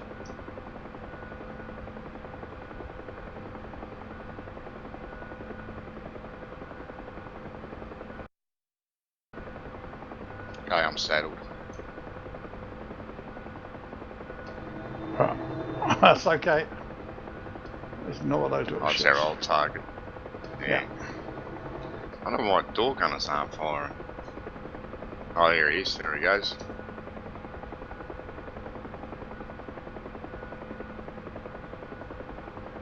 Okay, going down low. 80, 90 knots.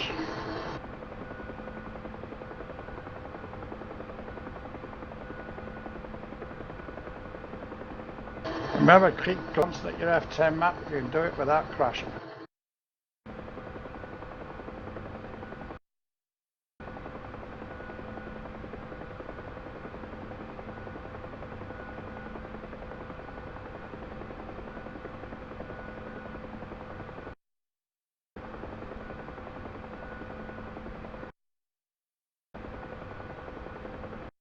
Okay.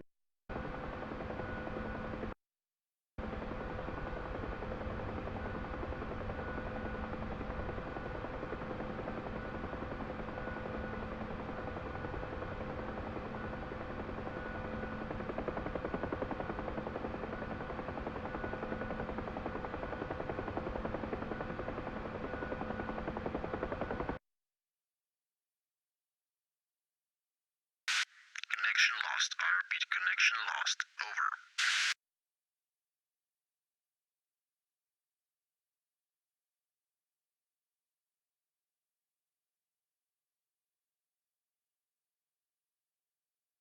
He's there, and all of a sudden he disappeared. Oh, there he is. There it is, back again. That's okay, No, that's sir. all right, man. Okay, stabilizing. Target in sight. Slowing down. Tipping in.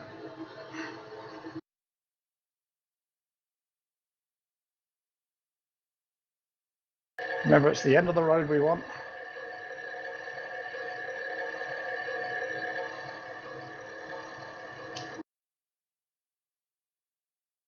Braking in 5.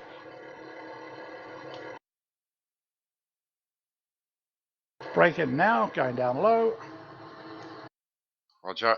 Tipping in. 1,000. 2,000. 3,000. Visual. 4,000. 5,000. Check 90 right. Keeping low.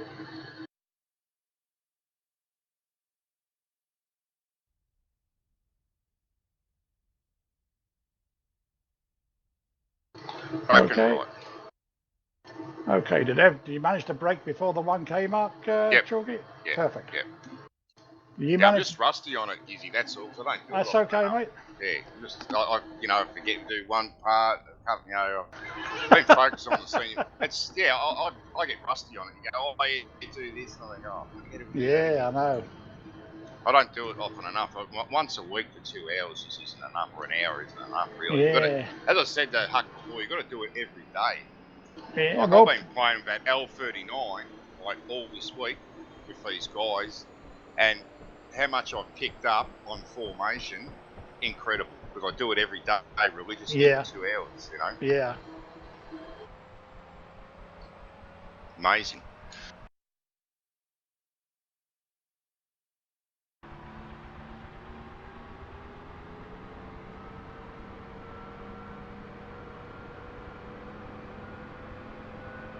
Okay, you lead this one in while we wait for Huck to come back. Okay. Roger. We can wait for you. We can orbit around, I suppose, somewhere and pop. No, you just go straight in there, mate.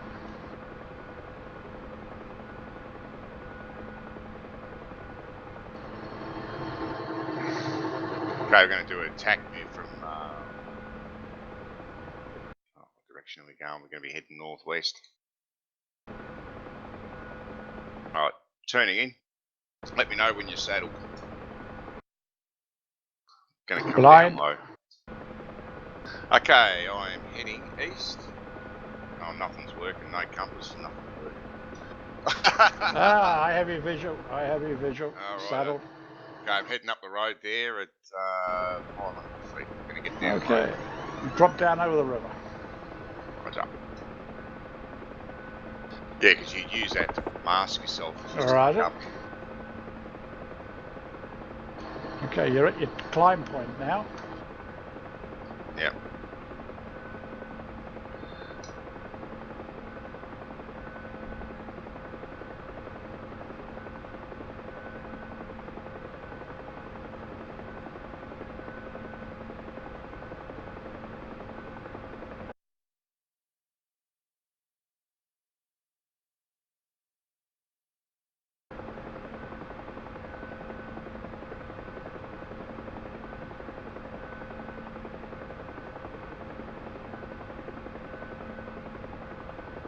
Okay, stable.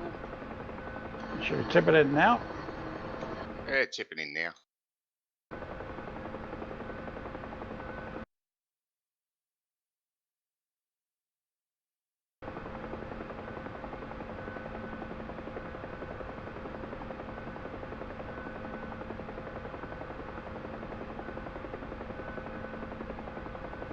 And braking right.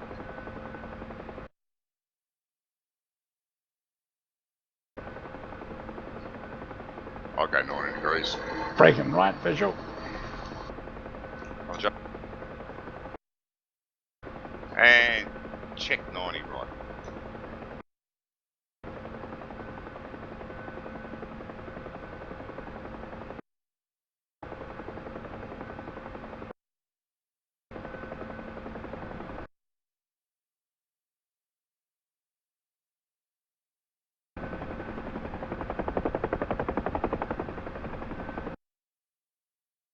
Are you flying the L-37 with Aussies?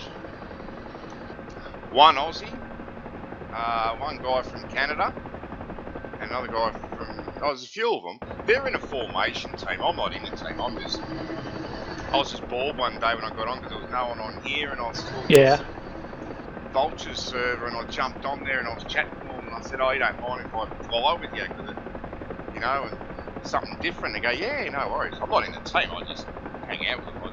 They've got a drone that you chase, and you get right up behind, and it won't peel off. Like, you can almost touch its wingtip, and it won't peel off. I'm trying to ask them what script they've got in there. You know what I mean? Because like, I know when you set up missions and you get close, and that, it tends to break away whatever you put on the map. But this thing, you sit right behind it, and it won't break off. So, yeah. Okay, go out 4K and set it down on the ground, Chalky.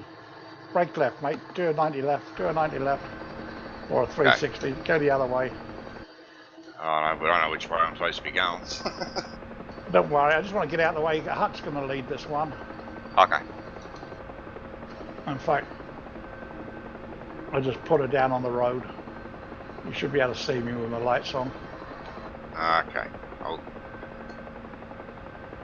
Oh, there you come around. Oh.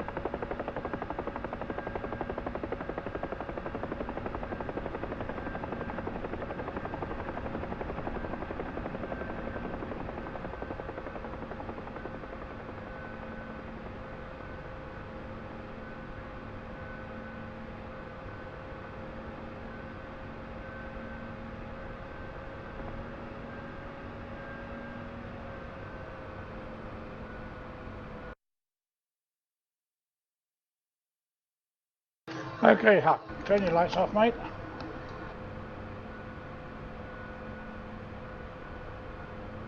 Okay, check your F10 map. Okay, we're just going to hop off to the river to our left and rattle along. You see the first marker there? That's where I want you to climb. You should be staying exactly the same, except you're going to be leading this time, so you're going to have to be flipping in and out of the F10 map to get yourself right. Okay, so climb up until you can see the target at the end of the road.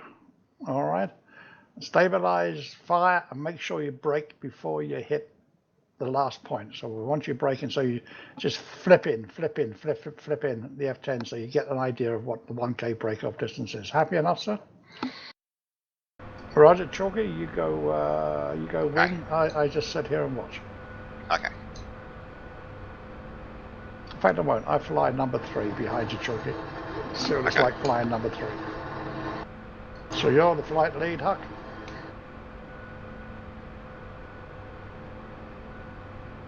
Roger.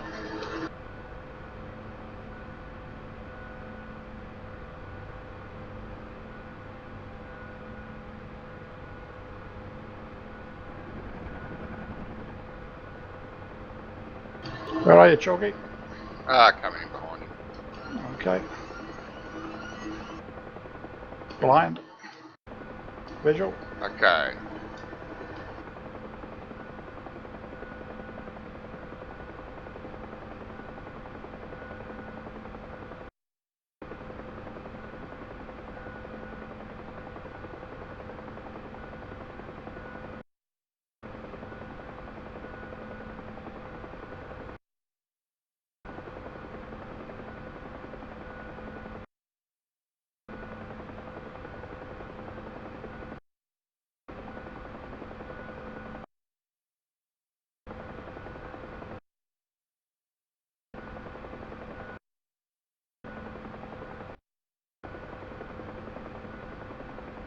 Roger.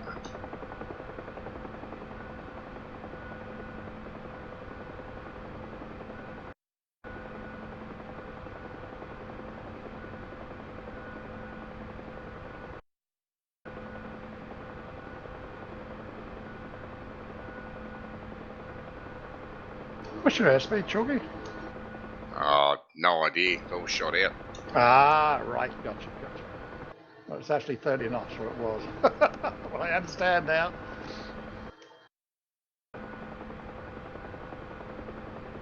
Feels now probably doing about 70 or 60.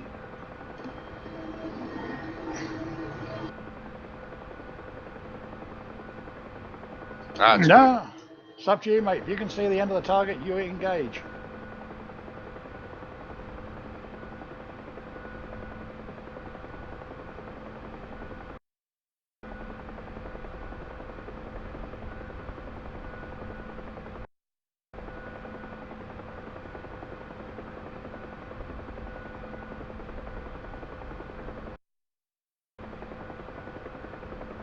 Perfect. That's right. Tip it in.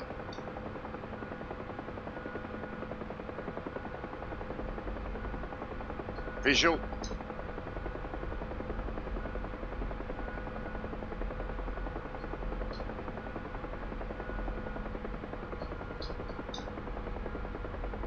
And broken right.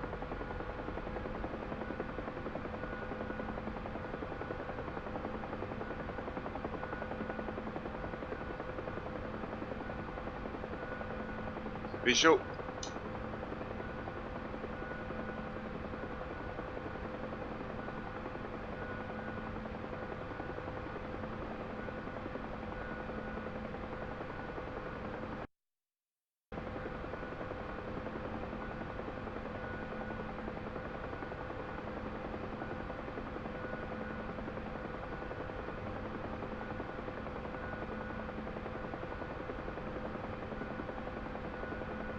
Okay, just a word, Huck.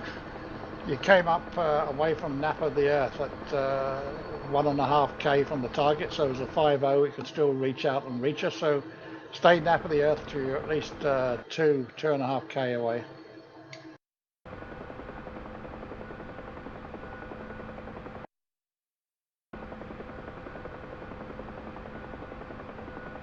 Okay, drop her down low and see if you can lead in a pop-up on the first target we did.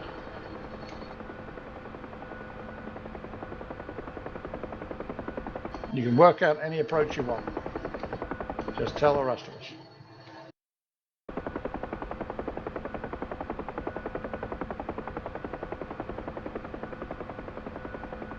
Roger. Okay.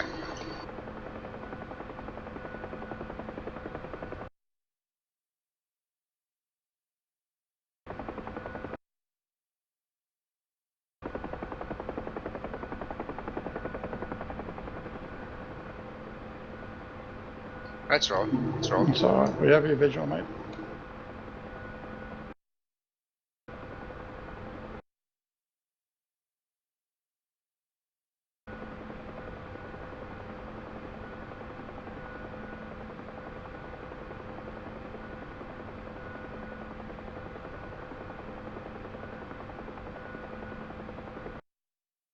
Yep.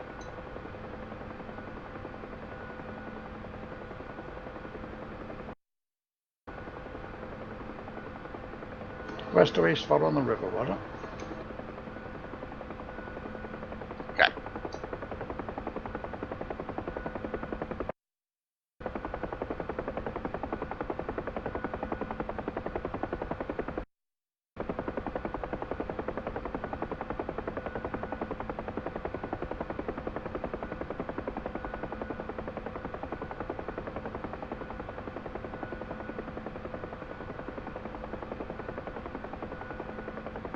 Okay.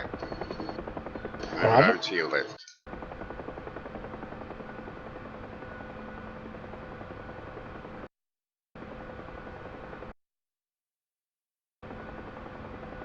Drop it down low, Chalky man.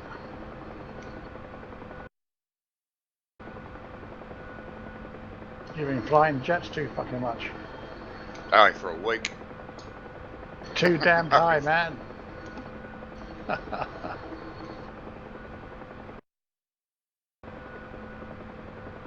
You forget you're flying bloody lawnmowers, Yeah, I not barrage balloons.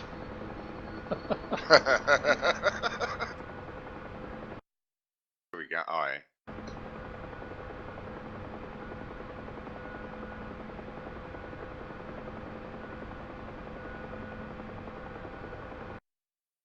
Yep. Saddle.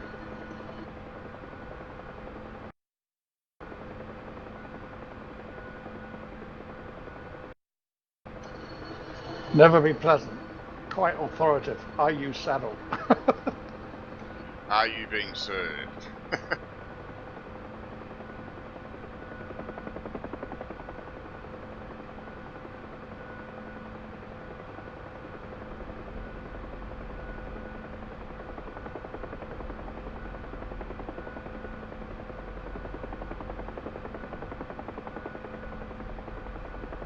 Tipping in. Break and right. Visual. Right. Break and right.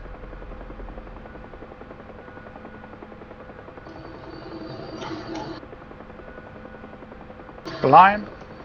Blind. When someone calls blind, just give a course and an altitude.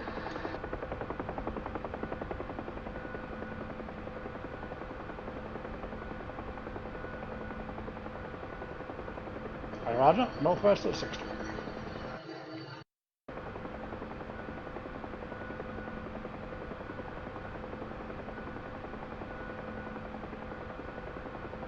Altitude, Huck?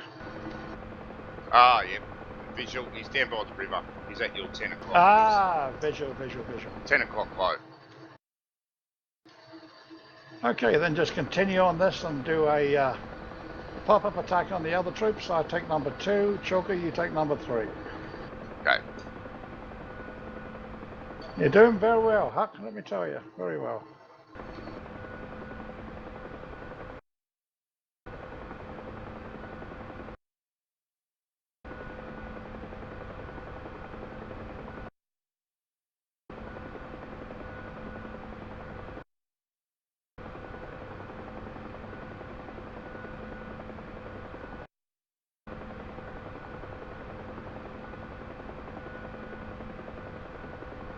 Roger. To the 3K mark, climb at the 3K mark, which is about 200 meters.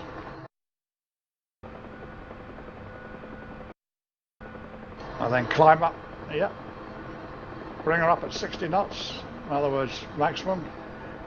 And you're looking for the target. The whole time you're climbing, you're looking for the target. Once you see the target, level off. Roger, and get yourself stable and tip in and fire and brake at 100. Or brake at 1,000, sorry.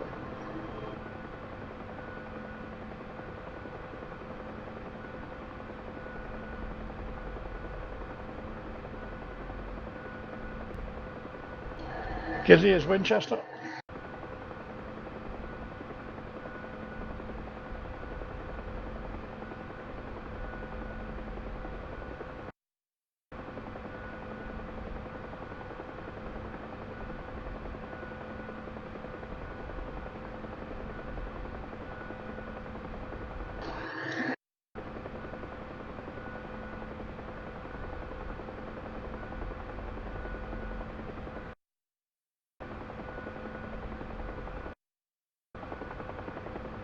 Roger. Roger.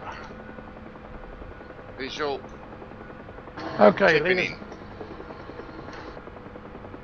Oh. But you're Winchester. I'm Winchester, yep. I'm saddled on Huck. Huck's going to lead us back to the Okay, air break base. and right. Take us up to 1,000 feet, Huck. Straight over the ridge. Maximum climb, 60 knots. Is it settled?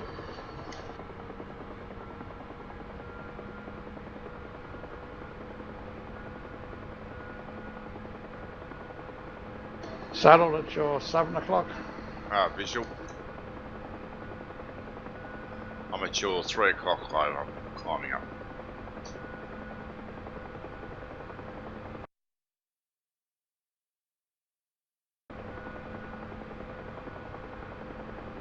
Now I'm starting to get back into the swing of it. Good man. I haven't done it for a while, that's all.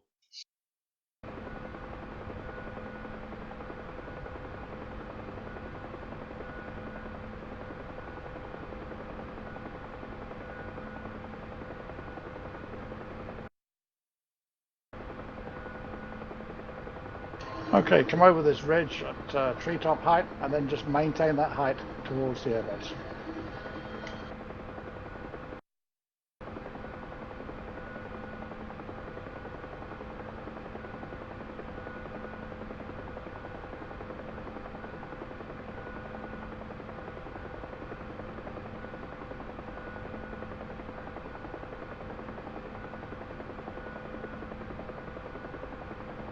So maintain 1,800 barometric.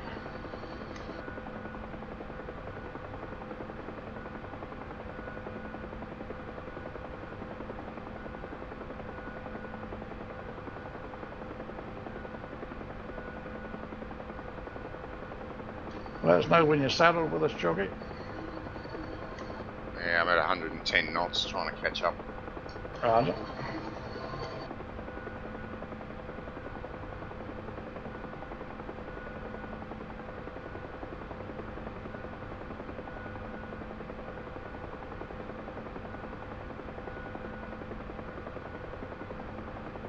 Okay, we're going to overfly the airbase, and on my command it'll be a simultaneous hit the F key.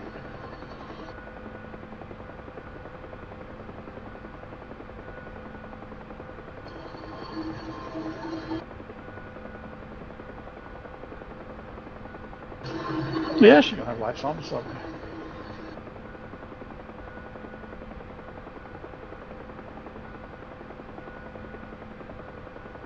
Gonna book a UFO crash land.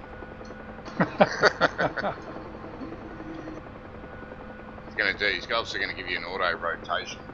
Roger.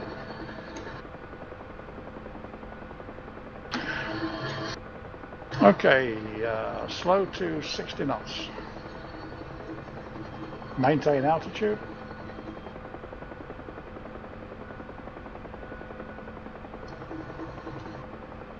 $60 knots.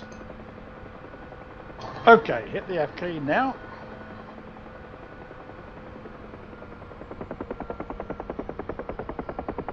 Likewise.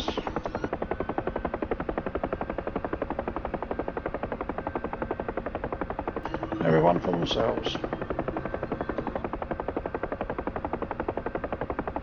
I'm going to take the left-hand side of the runway.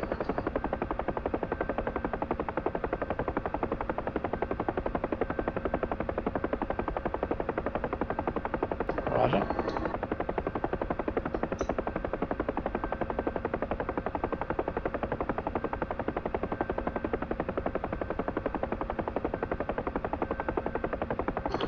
Visual. I'm still alive. Rusted it up and I'm alive.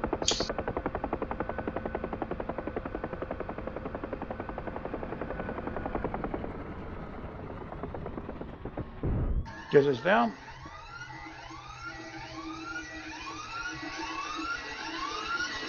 Okay, well I'll work on that when we get a bit of spare time. Chalky, how did you do, sir? Oh, I've done better before. I haven't survived, but I'm in the ship broken, but no one. Extra work, sir, extra work. Oh, it's shit happens, you know, you either get it or you don't. Well, you should be hitting it about 9 times out of 10 by now. Okay. We'll take a break for 5 minutes and then do another 15 minutes. Is that acceptable? I've got to take off. It's Mother's Day here. Okay, mate. Yeah. Well, thanks Go for over turning up, there and Chalky. do it. No worries, man. Did you enjoy it? Yeah, no, because I haven't done it for, well, I missed last week. Yeah. But, I haven't done it for a little while, so I'm going to just, that's what I'm going to forget, you know what I mean? Oh, yeah, do that again. Okay. Just takes a while. I need to find a wingman that, you know, it's in the same time zone and, you know, Yeah, well, do it every yeah. day. DC's about the nearest for you for time. Yeah, I haven't seen him for about 2-3 weeks either. No, he was The last out time for... I saw him, when he got his senior wings, was the last time I saw him. Right, send him a PM and see if he can arrange something. Tell him your predicament. And Yeah, try and do something. you know, okay, I can catch you in the mornings. There's no problem there. You know, if you let me know. Yeah. Try and do something. I want to see. The next day, I just want to get this senior wings out of the way, and that way after that, then I can concentrate on all this. You know what I mean? Put all this together for the gunship tactic. What you need, Chalky, is I told you, man. If you're not too knackered after work, let me know the day before. Let me catch you in the morning, and I'll just run you through the whole senior wing, 1, 2, 3, 4, the whole series of them, one after the other, and then just keep doing it, and then concentrate on any weakness. Yeah. You know, and then just hit 6. I mean, just give me a bell, man. Yeah. But he's back this week, isn't he? He is, yeah. But I say, you know, let me hit you. You know, say, you know, give me a bell. I don't know, Monday or Tuesday or whatever. Say, look, okay, I'll see you at such and such a time. If I can make it, I will. And 45 minutes will run you through those tasks with somebody critiquing you. And if you get a hiccup like auto rotation, we just stay on it for 10 minutes to try and sort it. Yeah, no worries. No worries. Oh, have a good day, gents. I'm off. Okay, boy. See you, Chalky. Okay. No worries, Huck. See you later. See you guys. All right, we'll be back in 5 minutes. User disconnected from your channel.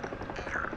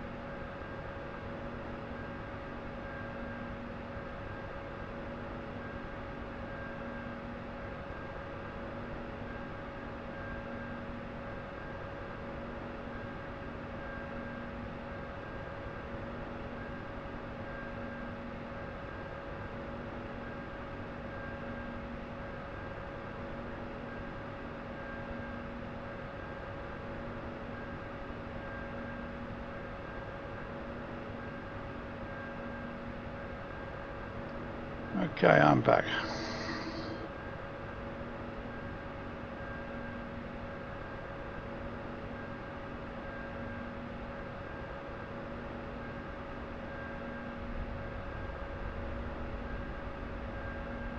Ah, that was clever.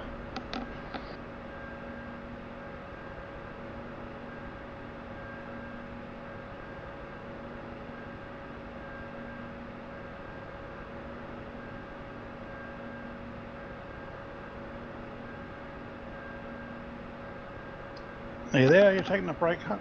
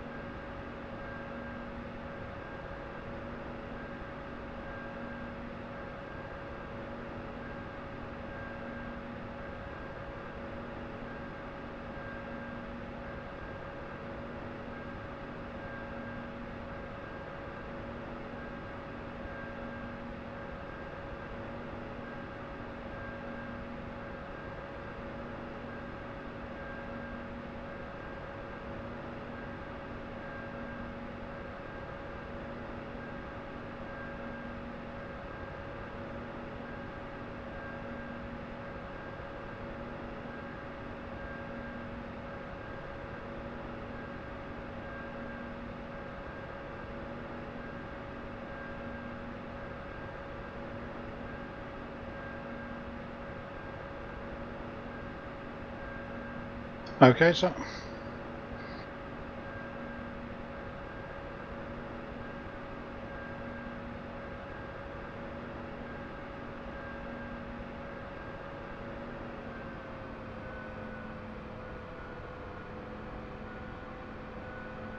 how did you find that, Huck?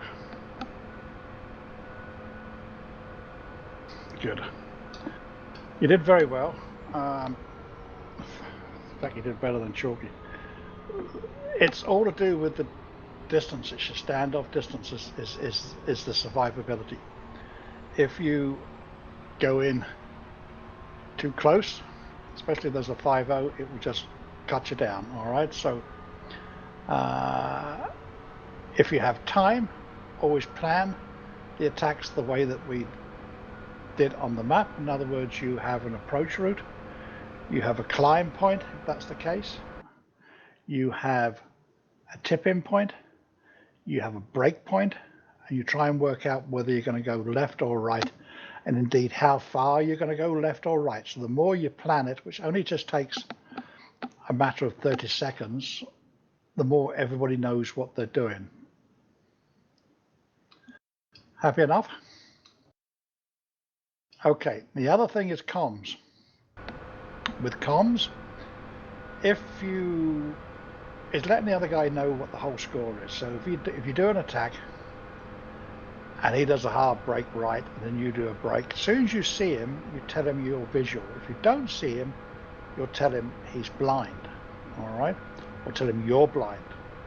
And once he says he's blind, then you give some help. So he should come back and say either a cardinal point or a bearing, whatever's easiest, and an altitude. All right, so you come headed north 300 feet, right, and that's normally sufficient to get you tied in. But then you head north at the same altitude, and then you check the F10 map to see where he is and try and join in. Once you're away from him, or once you're away from the enemy, if you still haven't got him, you can ask him to pop up. So as he goes up, you go down low, and you should be able to see him silhouetted. Or you can have an option of him, he can describe a point where he is, maybe on the road or a lake or a hilltop or some shit like that. So in essence, it's just comms. So if you can say, yep, visual or blind, it keeps everyone working as a tight team. And that'll come, and it's hard to do it. Once you start working regularly, I understand. Yeah, now there might be a way that might help you, and that it depends on the person that you're flying with, because if we should really do, but it's difficult trying to get people doing it. If we start flying with simple radio and you have mouse clicks enabled and RX effects, you can do an awful lot on mouse clicks, all right, because I don't know what your background is. I have loads of experience in the services and the police and shit with radios. I've used them every goddamn life, every day. But you can just do a couple of mouse clicks. So someone could turn around and say, "Huck, you're saddled." Rather than even coming back, you can just do a double click on your on the microphone. You with me? And that will work just as well. All right. But one word's fine. You just say blind. If you manage it, great. If you have a difficulty, you just have to work your way around it. It's as simple as that. Likewise, if you're going to do an attack, then put in and stop somewhere like I did, and discuss it and plan it and then go into it. All right. It's far better doing that than going into it unplanned or going in it too short and making a cock up of it, and that normally works very well. I don't have a problem with your speech. It comes across fine. When you have to, the short words that you use when you have to, they come out instantaneous, so I don't think there's going to be a problem. And you don't have to make it lengthy. So break right is good enough. All right, and especially once you start working with a team, it'll just come. All right. So what we're going to do now is pick up some troops. It won't make a damn bit of difference to us, but it'll help us to clear that area. We're going to go in and do several gun runs over the ridge. We'll drop the troops once we've cleaned it out a bit with gun runs and some rockets. The one across the ridge, the one we did last time, where you go along the river, yes? Because once I can drop the troops there, it will spawn another group the other side where I know there's a 5-0 and it's perfect for pop-up attacks. So that's why I'm going to take troops. and to kill all those people in that area, because you can't do it with guns alone, because there are little individuals running around. You only get holes. So we go in. Yeah, I've done it myself. We just hover. Where are the little buggers? But it's easy if you just drop troops. So you'll be the lead. Put your markings on the map for 3, 2, and 1. So that's going to be your climb point. That's going to be your level off point, or your tip it in point rather, and that's going to be your break point.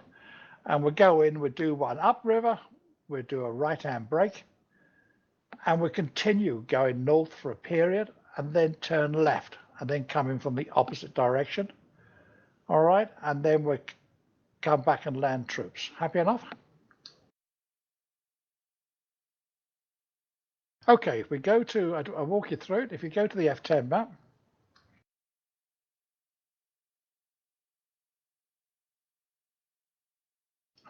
there you go. I just kill all my points. It's temperamental, this thing. Yep. Then sometimes you have to off-click and re-click it to get another red circle, and then click off that red circle thing and click it again to get another one. You know. And you can do that, and you can use the ruler for measuring the distances. Generally speaking, I use a ruler to measure the first one, which is the break distance, which is 1K or 1.5 if I think there's a 50 there. And then the others, I just judge them by eye.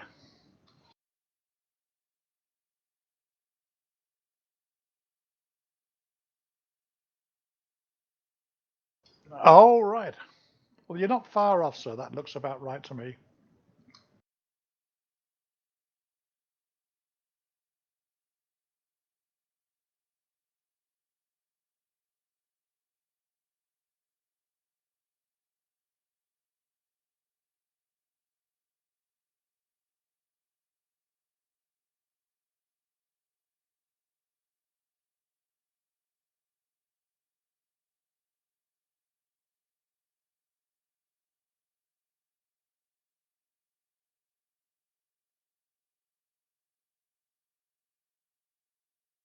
Now, being here on the roof, can you bring her up and just sit on one skid, like me?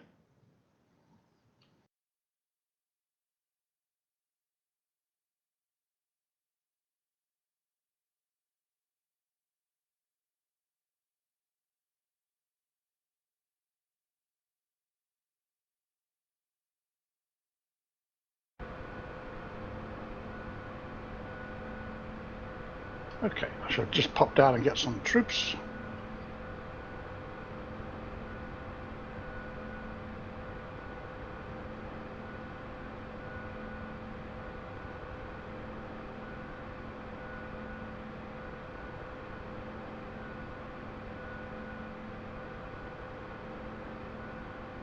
Good man. Now pick up some troops. Excellent. On one skid, I trust.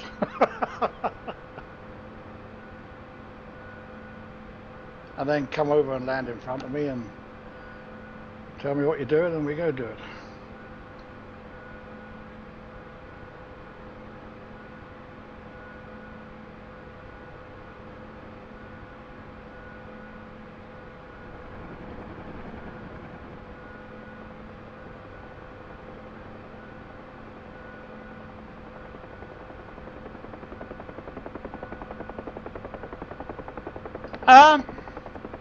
With gunships, it doesn't really matter whether you want lights on or not. Myself, if I had my way, we would have lights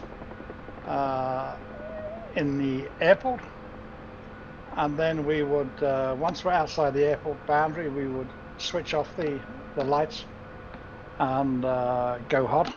In other words, fence in. That's my personal view. If you're flying in formation with slicks, it's different. If it was slicks, you put all the SOPs are that you move into position, and once you're in position, you switch off your lights, and when the last guy can see no lights, he tells the lead, everyone's ready, and they go. And when they're in the airport boundary, the last guy should have his red collision on. All right. But we don't particularly follow that.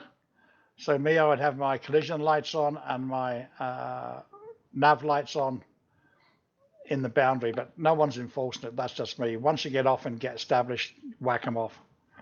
It's different from the full job. The lights thing is only meant for slicks.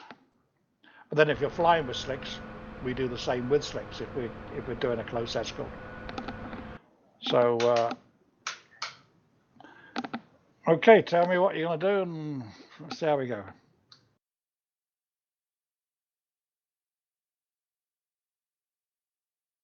Roger. Perfect. Which way are we going in first? From the south or the north?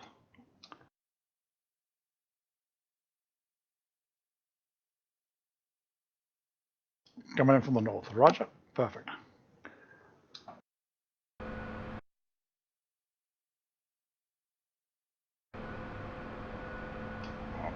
Roger. Ready?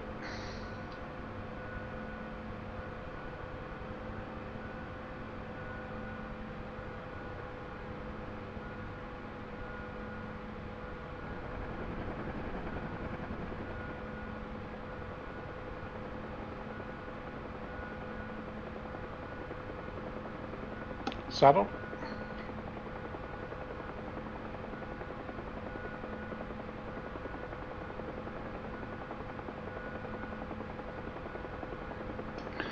Now, in a two-ship team, unless it's a radical turn, you don't have to give indications, unless you particularly want to.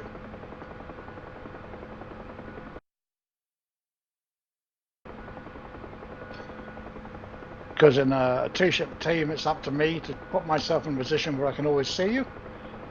And if I lose you, I soon call blind and we try and work something out. So you haven't got to worry. It's not like we're loose formation, so you can do anything up to a 45-degree turn. Unless it's a radical turn, you don't have to do it. Or if I normally say check 90 left or something, if I'm doing it with new guys. Once you're flying with someone as a regular occurrence, there's no need, unless you want to, of course.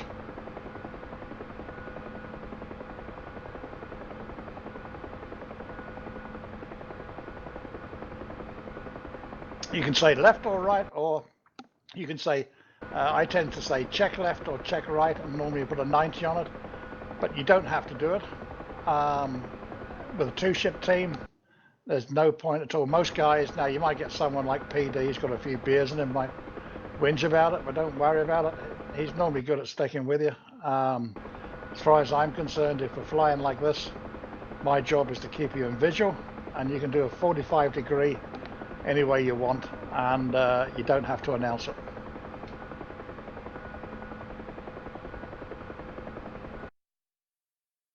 I think it's more important that at some stage you,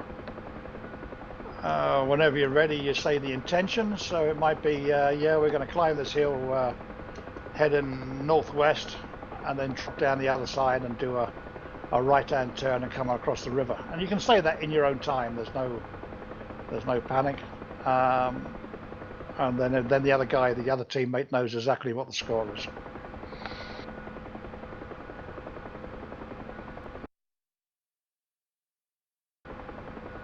Okay, at this point I would say fence in.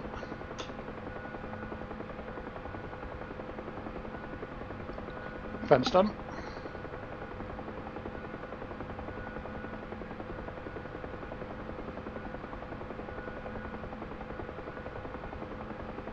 And you have settings with your rear gunners. You can go to return fire or free fire. And it makes sense to put them on depending on the situation. If you're sniffing out someone to have a go at, put them on free fire. They're liable to open up and give you an idea where the enemy is. If you want to conserve your ammunition, then just put them on return fire. Hi, Chuck. Hey, Bush.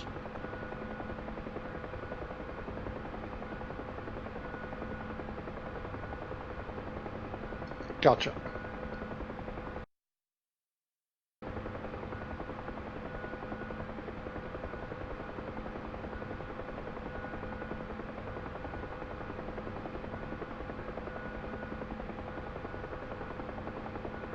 Roger.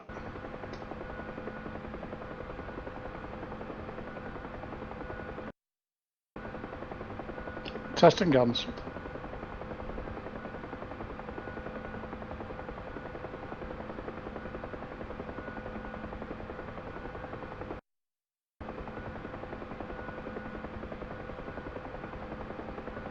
Roger.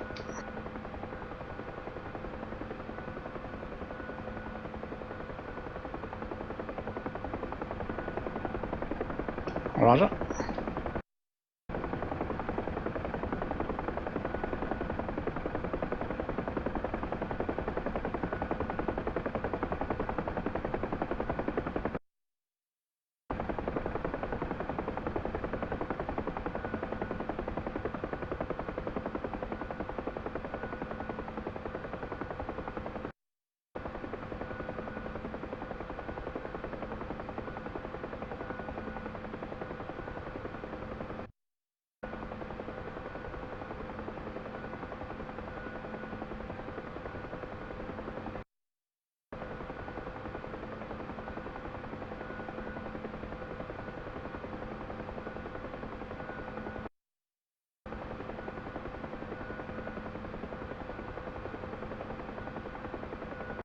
Roger.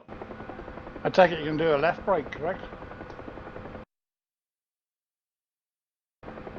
Roger. Saddle drive.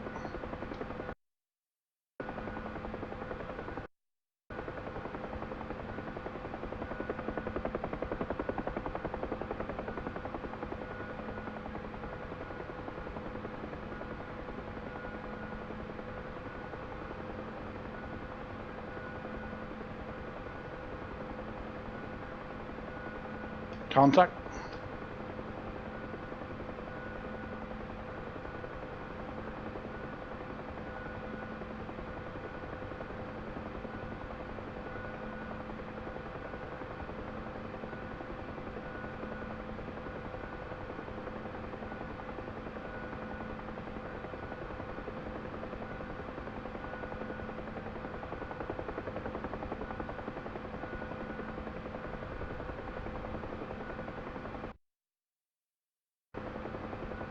Engaging.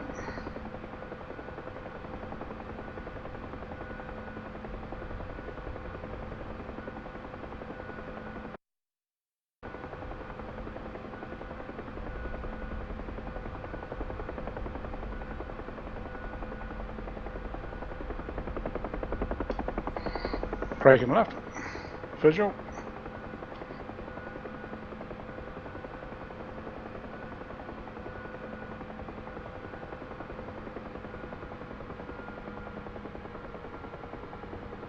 Saddle.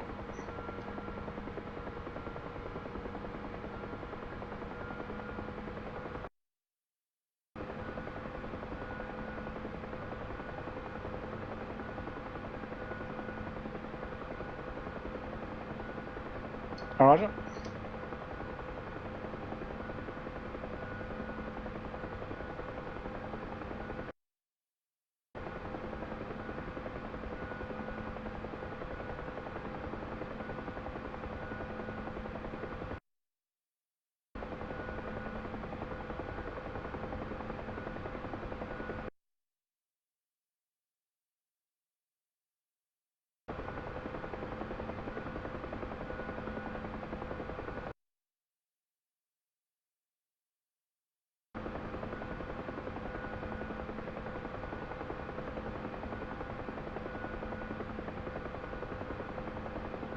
Gotcha.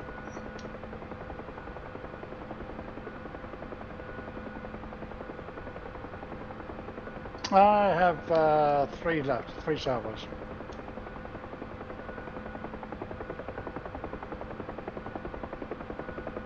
Roger.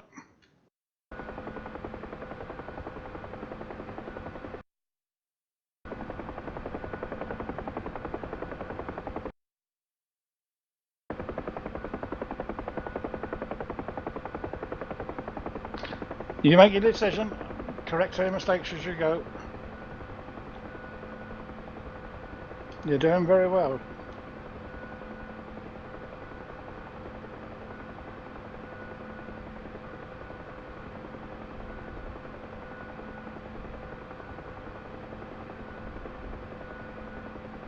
So try and use the graduations at this distance, at least one up.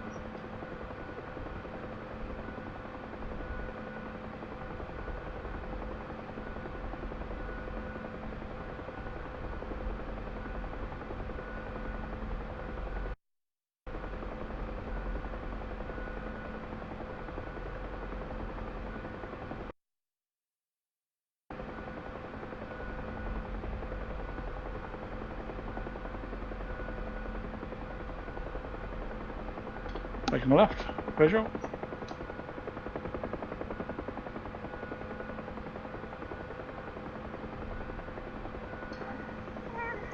Good man, that was good. Didn't even have to drop the troops. Perfect.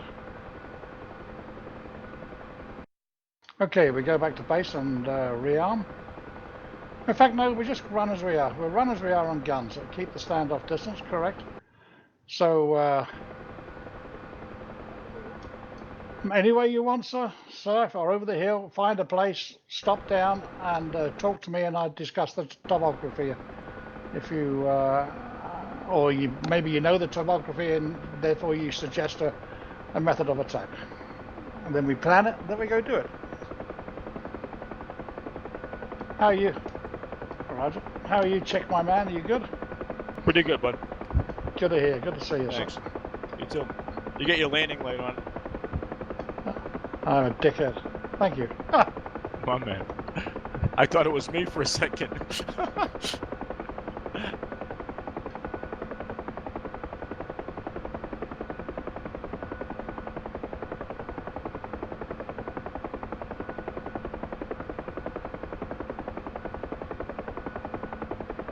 Saddle on your left.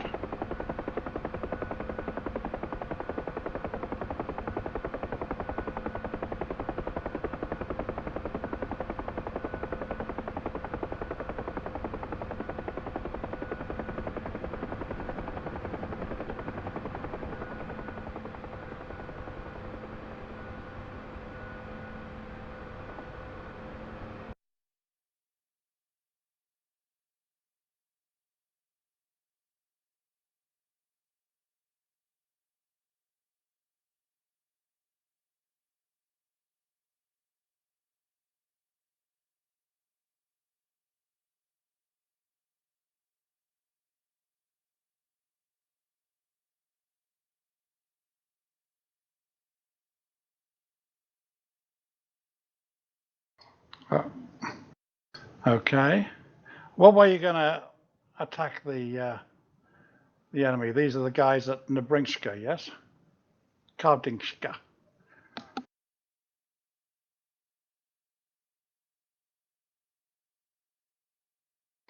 No, but they're fairly well shielded. As I recall rightly, if you're coming in from east to west, you've got a ridge line on your right, and you can't see the targets to you around the corner.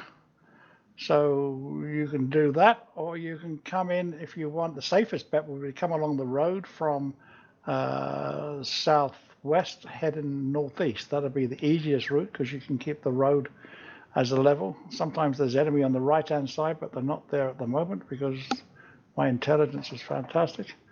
Or you can come in from northwest, northeast. The hardest route, but also the best, because it's masked, is coming in east to west. You're masked by a hill and a hillock, but you have to drift a fair bit left to get the standoff distance to engage. Your choice.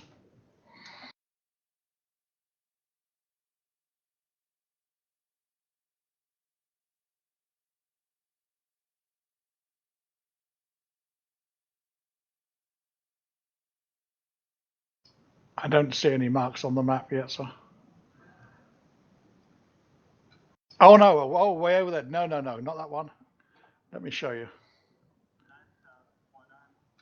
No, these ones here. To our west, yes. All right, you've got a 5-0 sitting at a T junction. So you can, the hardest but the most masked is to come in east to west. The easiest but the more open is to come in southwest northeast. And not a bad run, and a mixture of both is to come in northwest, northeast. As I said, your choice.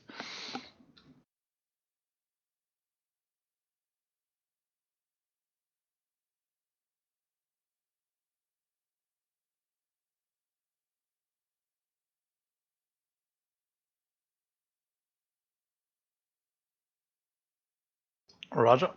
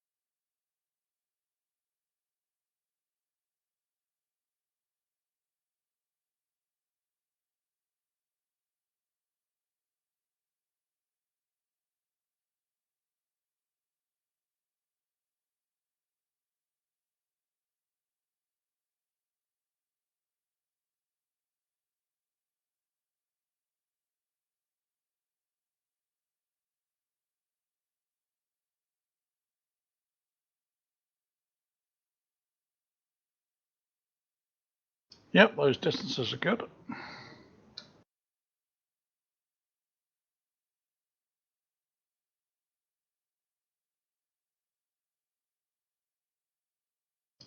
Roger, which one are you doing?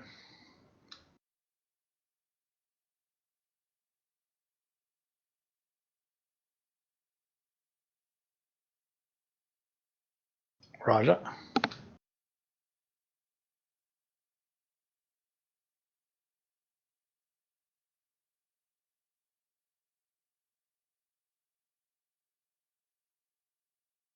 Understand.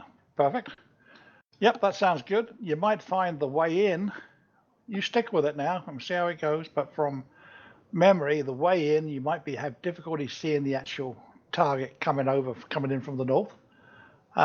So you might have to adjust your height to go high a little bit to pick it up, but you're coming in with height over the top anyway, but that's good. Don't be afraid to use your zoom when you're 3K out, all right? Or when you first get eyes on the area, if you have zoom mapped, zoom right the way in. One tip is to have a partial zoom, and I'll show you how to do it some other time, of mapping your left rudder pedal to a zoom, and you do it by combination of altering your saturations as X's and Y's, so that when you push it full the way down, you go in about 3/4 zoom, but when you take the foot off, it comes back to your normal position in the cockpit rather than going right the way back. So you can just zip in with your foot and zip out, but we'll hit that another day.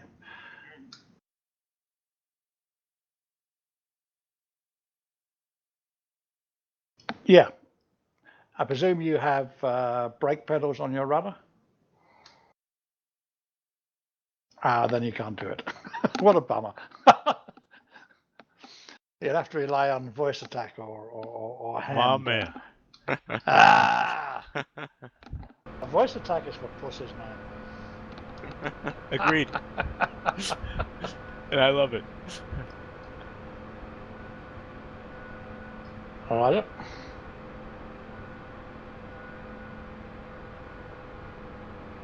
Visual.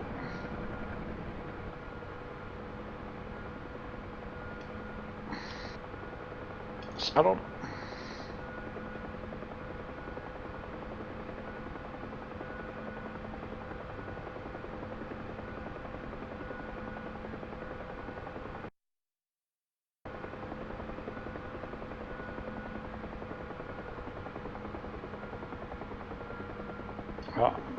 Yep.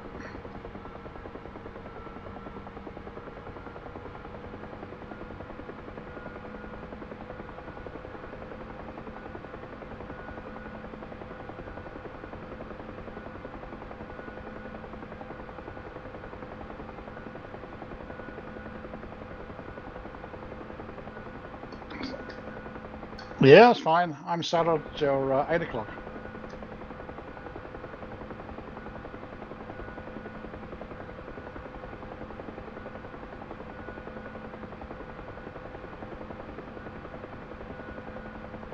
Only when you're climbing. If you're in a, if you're level flight, you can quite happily go at 90. But once you start having to climb, the weight hits you. It just depends if you're flying. The way she is at the moment, you haven't got to worry about your exhaust gas temperature. If they ever modeled that, it'd be a different kettle of fish.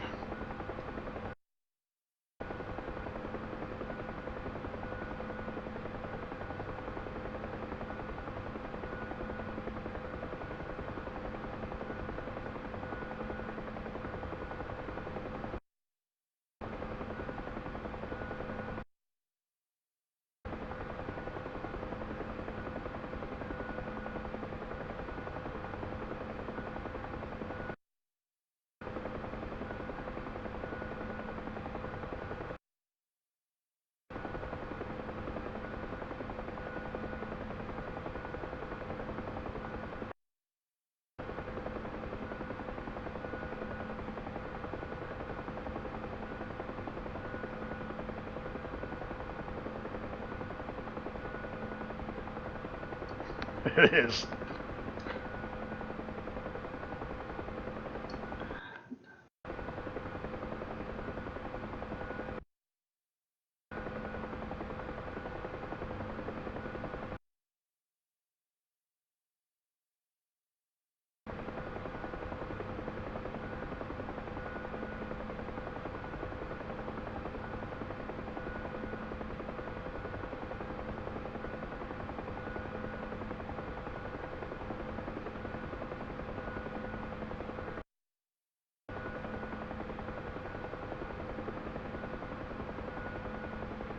Now, bearing in mind there's a 5.0 down there until we hit it out, you really want to be braking around about the 1300 foot mark. So just short of where you put your brake points.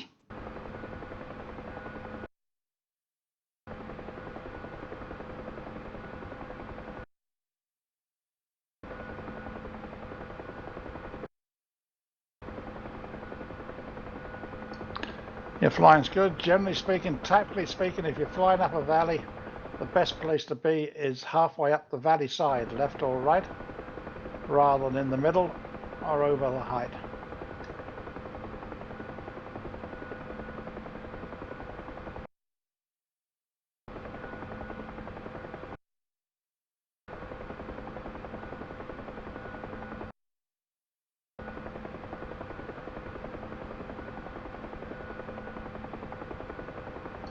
Yeah, if it's sharp edges, you hit the sharp edges at 45, but if you're going up a valley, and rather than follow the river, you would normally drift across to the left or right of the valley and just go close to the ground, halfway up the hillside.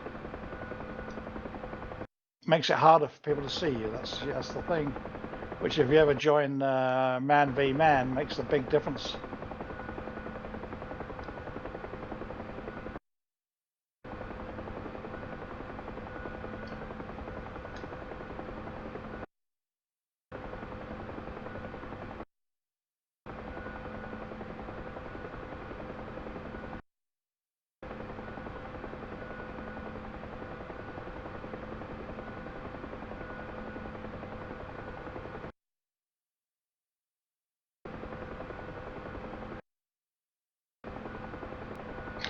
See, the likes of going up here, I stick to the left and you would probably drift across the right, which is fine, it's good.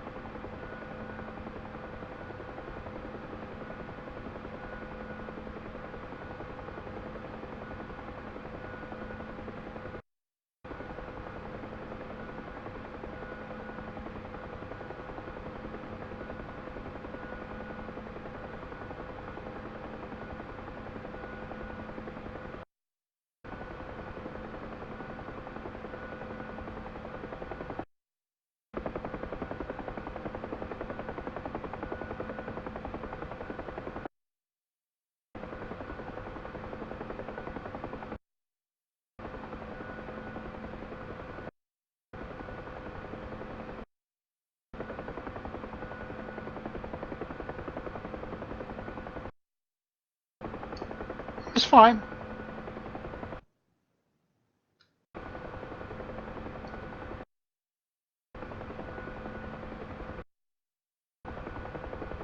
You're just looking to practice the best masking advantage.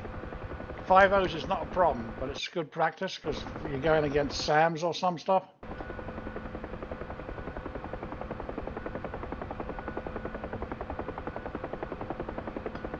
Roger. Your choice. You make it out, man. Your decisions. I'm just your wingman. A bit of an idiot wingman at that, but a wingman nonetheless. You tell me, sir. I'm forcing you to make your decisions. No such thing as a wrong decision. The only wrong decision is not making one.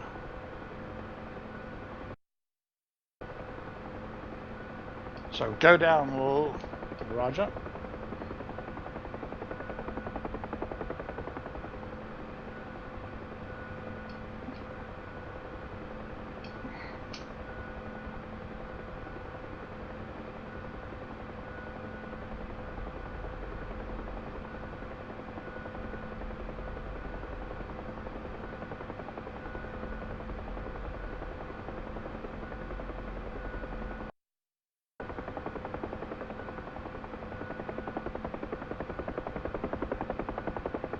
Brake right.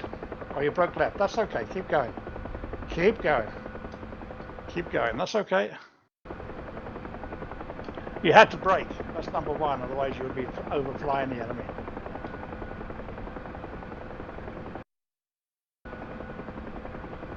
So you need to go at least 3K this way and then go right.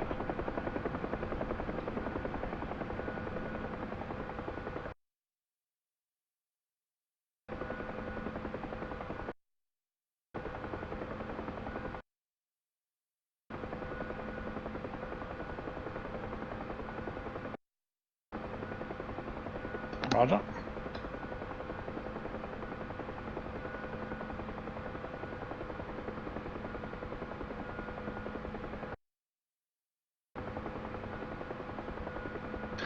Now, what happened on that last run was what I sort of anticipated, and it's only because I know the area, that you couldn't see the enemy. The enemy were masked by a hill, and whatever we fired at them wouldn't hit them because they're actually sitting beneath about 100-foot cliff.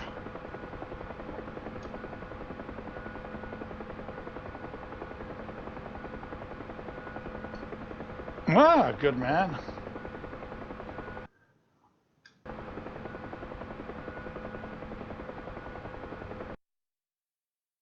And what we're looking for is the 5-0. Take it out, the 5-0 out of commission. Once we take that out, we can get in closer. If we don't take it out, then we're stuck at about 1.5 distance, otherwise you'll end up with holes.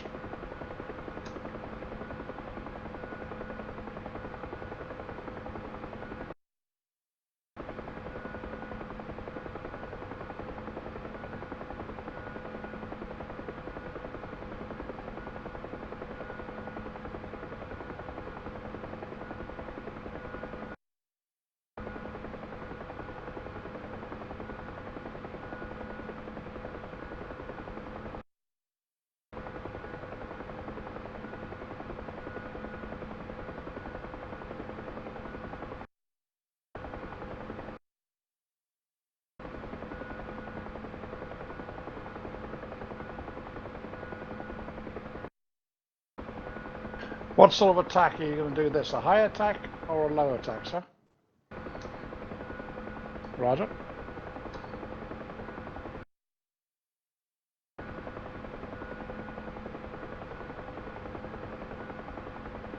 Roger. Roger.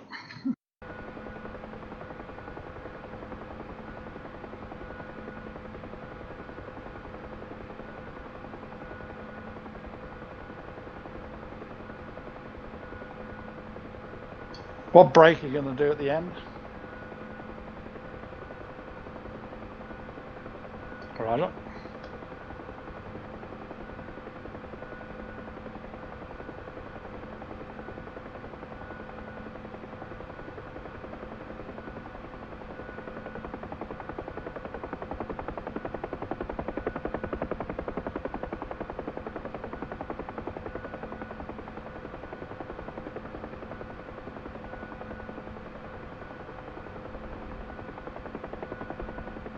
All right, just watch your windage at this distance.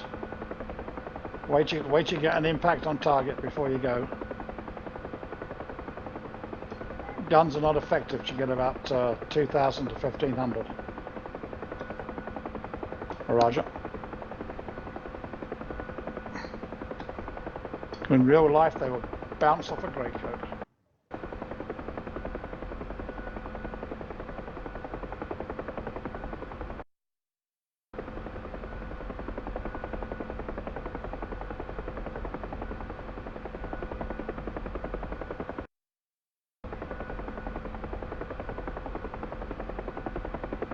Roger. Braking left. Visual. Saddle.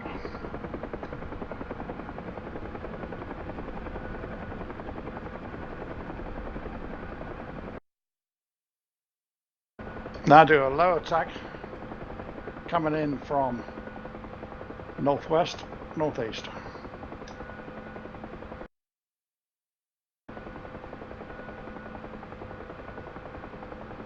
Northwest, northeast. So a low attack along the road to our right. You're setting up an approach to it now.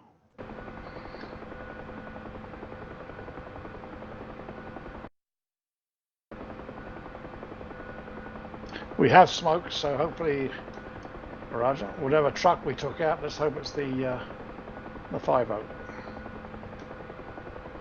What way are you going to brake? Roger, right brake. So remember, only climb up to a height that you can see the enemy.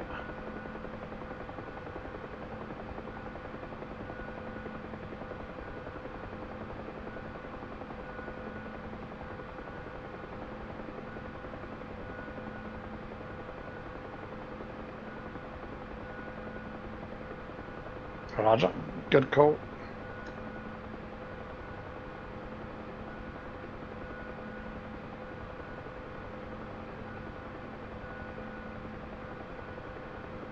Roger, tip it in, so.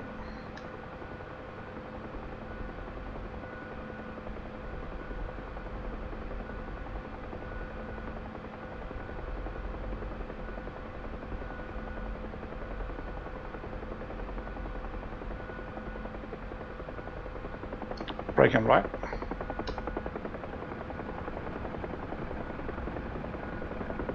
Looks good, all the vehicles are on fire. And I take it you haven't got one hole in your windscreen, correct? That's because we've given the right standoff distance and we've taken out all the vehicles. There's just the peeps left. If you do the attacks correctly, you'll not get shot down. Once you get near, or you forget about getting your standoff distance, is when you'll get shot down.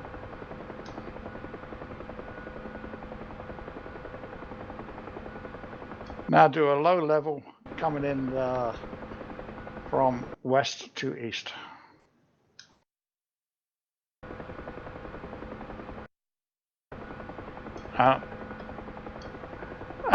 Just do a brake left, check left, do a 180 left and come in along that road. And this will be our last run. And if we've taken the 5-0, which I'm pretty sure we have because there's 3 burning vehicles there, we can standoff distance we can take to about 750 feet. And then do a brake right and we head back to base because it's 2 o'clock in the morning for me, so.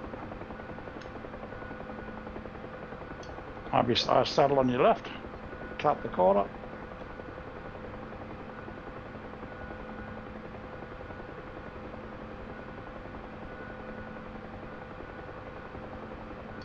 Okay, try and avoid wasting ammunition. Fire ranging bursts certainly, and only short bursts till you get around about the 1800, 1500, and then go sustained.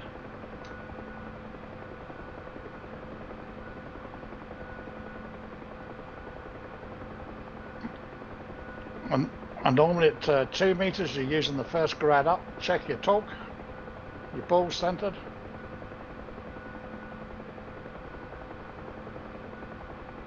Roger. Engaging.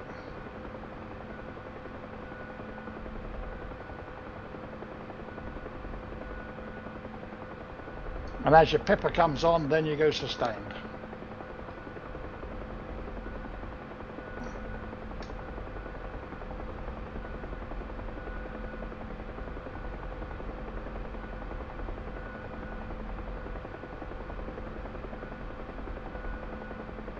Brake right, brake right.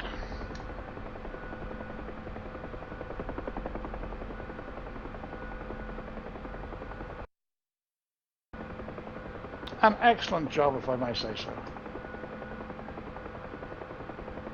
Blind.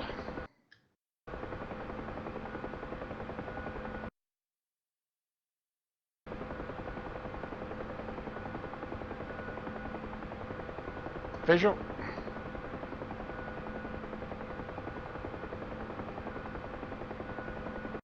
Settled.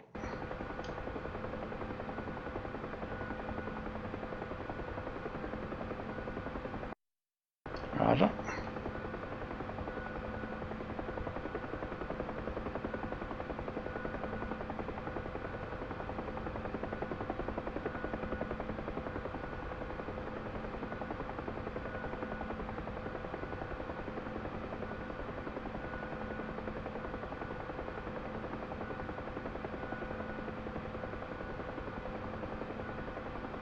Okay.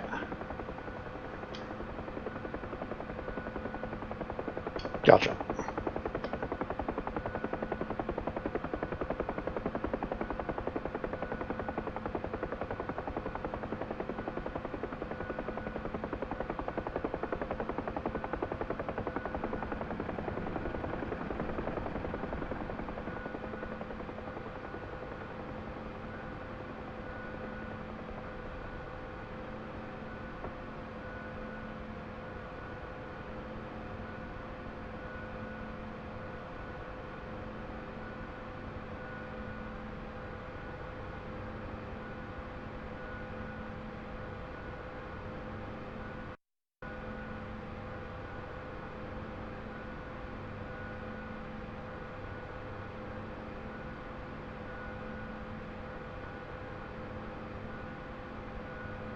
Wrong button.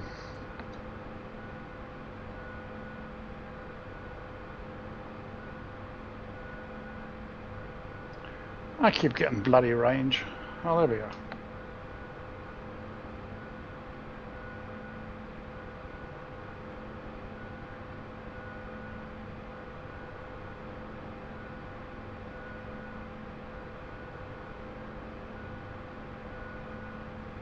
Roger.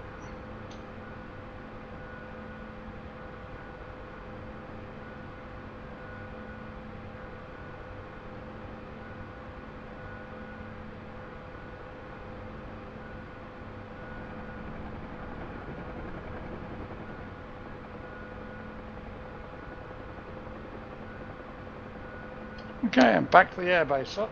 Good man.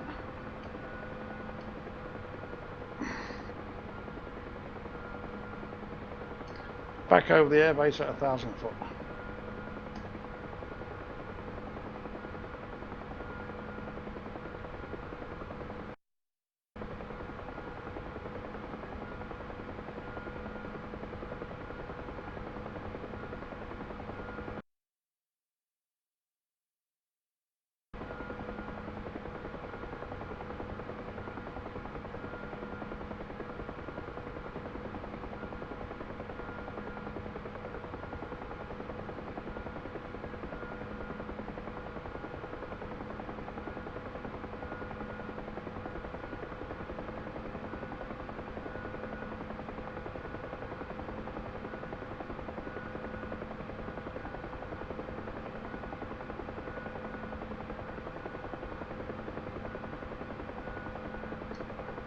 If you have them mapped, jettison your pods.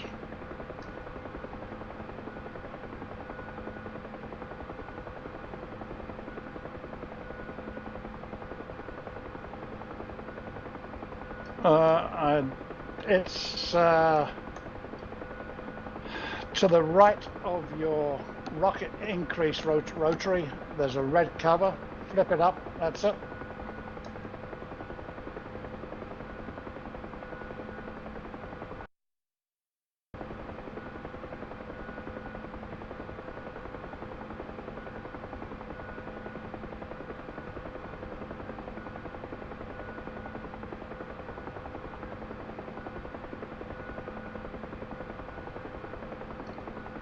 Keep climbing.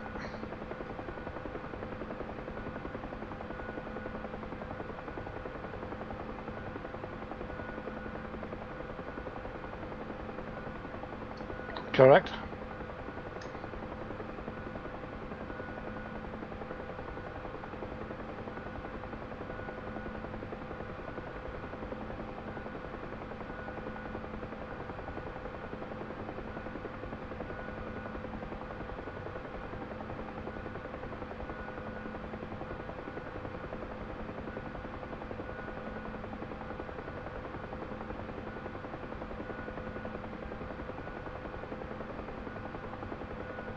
No, I'm not worried about the height, as long as it's high. Gives you time to think about it. Just remember on the auto, level, keep your speed up to your 100 feet. Level out at 100.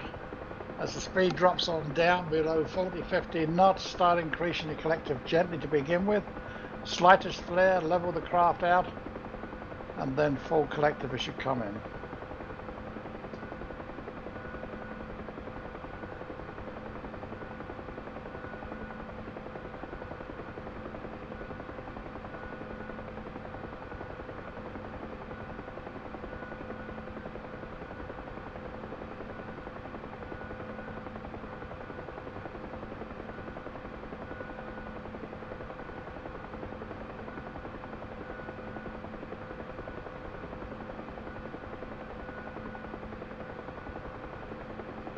And hit.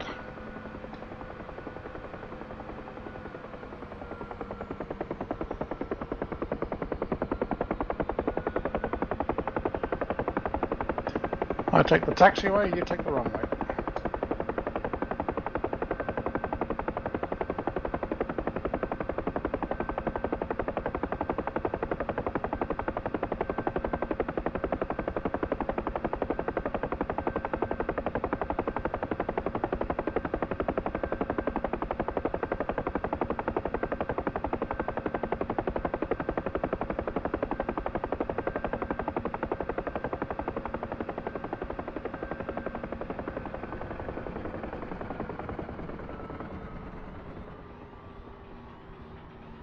I'm down. Good man. Well, sir, there endeth the lesson. I hope you enjoyed it. That's good. Chick, apologies for not interacting with you, mate. Yeah, no problems. That's strong work for 2 o'clock in the morning, Giz. Good job. Yeah. It's been a long night. Okay, Huck. Final thing, if you give yourself 5 minutes and just reflect back to the low, the pop-up, and the high. What went well for you? What didn't? What mistakes other people made? Just 5 minutes reflection as you give yourself a break. Pour yourself a large whiskey. It all helps. Good night. Good night, folks. See you later. See you, Giz. Thank you Take now. care. Bye-bye. You're good. User disconnected from your channel. Over. Having fun, Huck? Cool.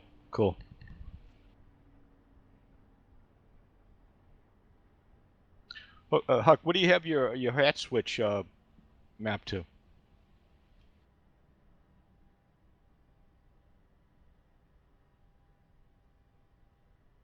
Collective. On your cyclic, what's it mapped to?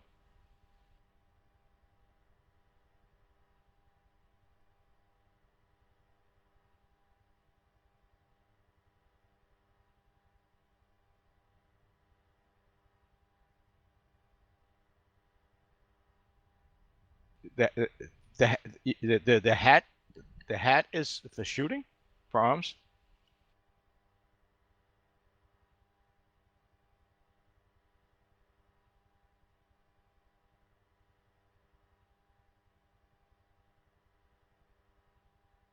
Yep. Okay. Now you have basically a U-weak cyclic, right? Like mine, right? So what do you do with the thumb button, the one on the side, halfway up? There's one of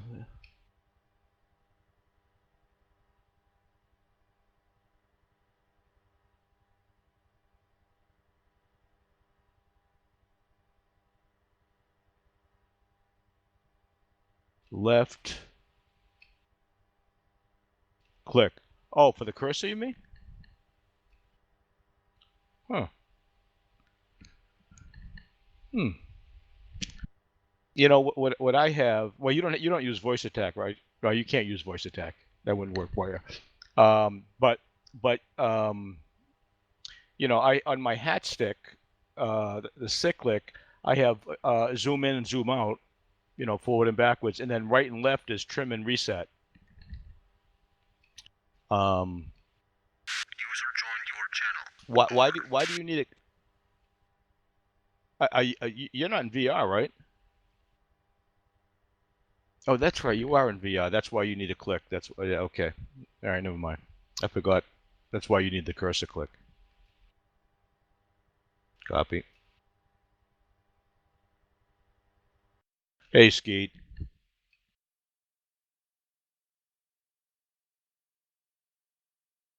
How's it going, gentlemen? Cool.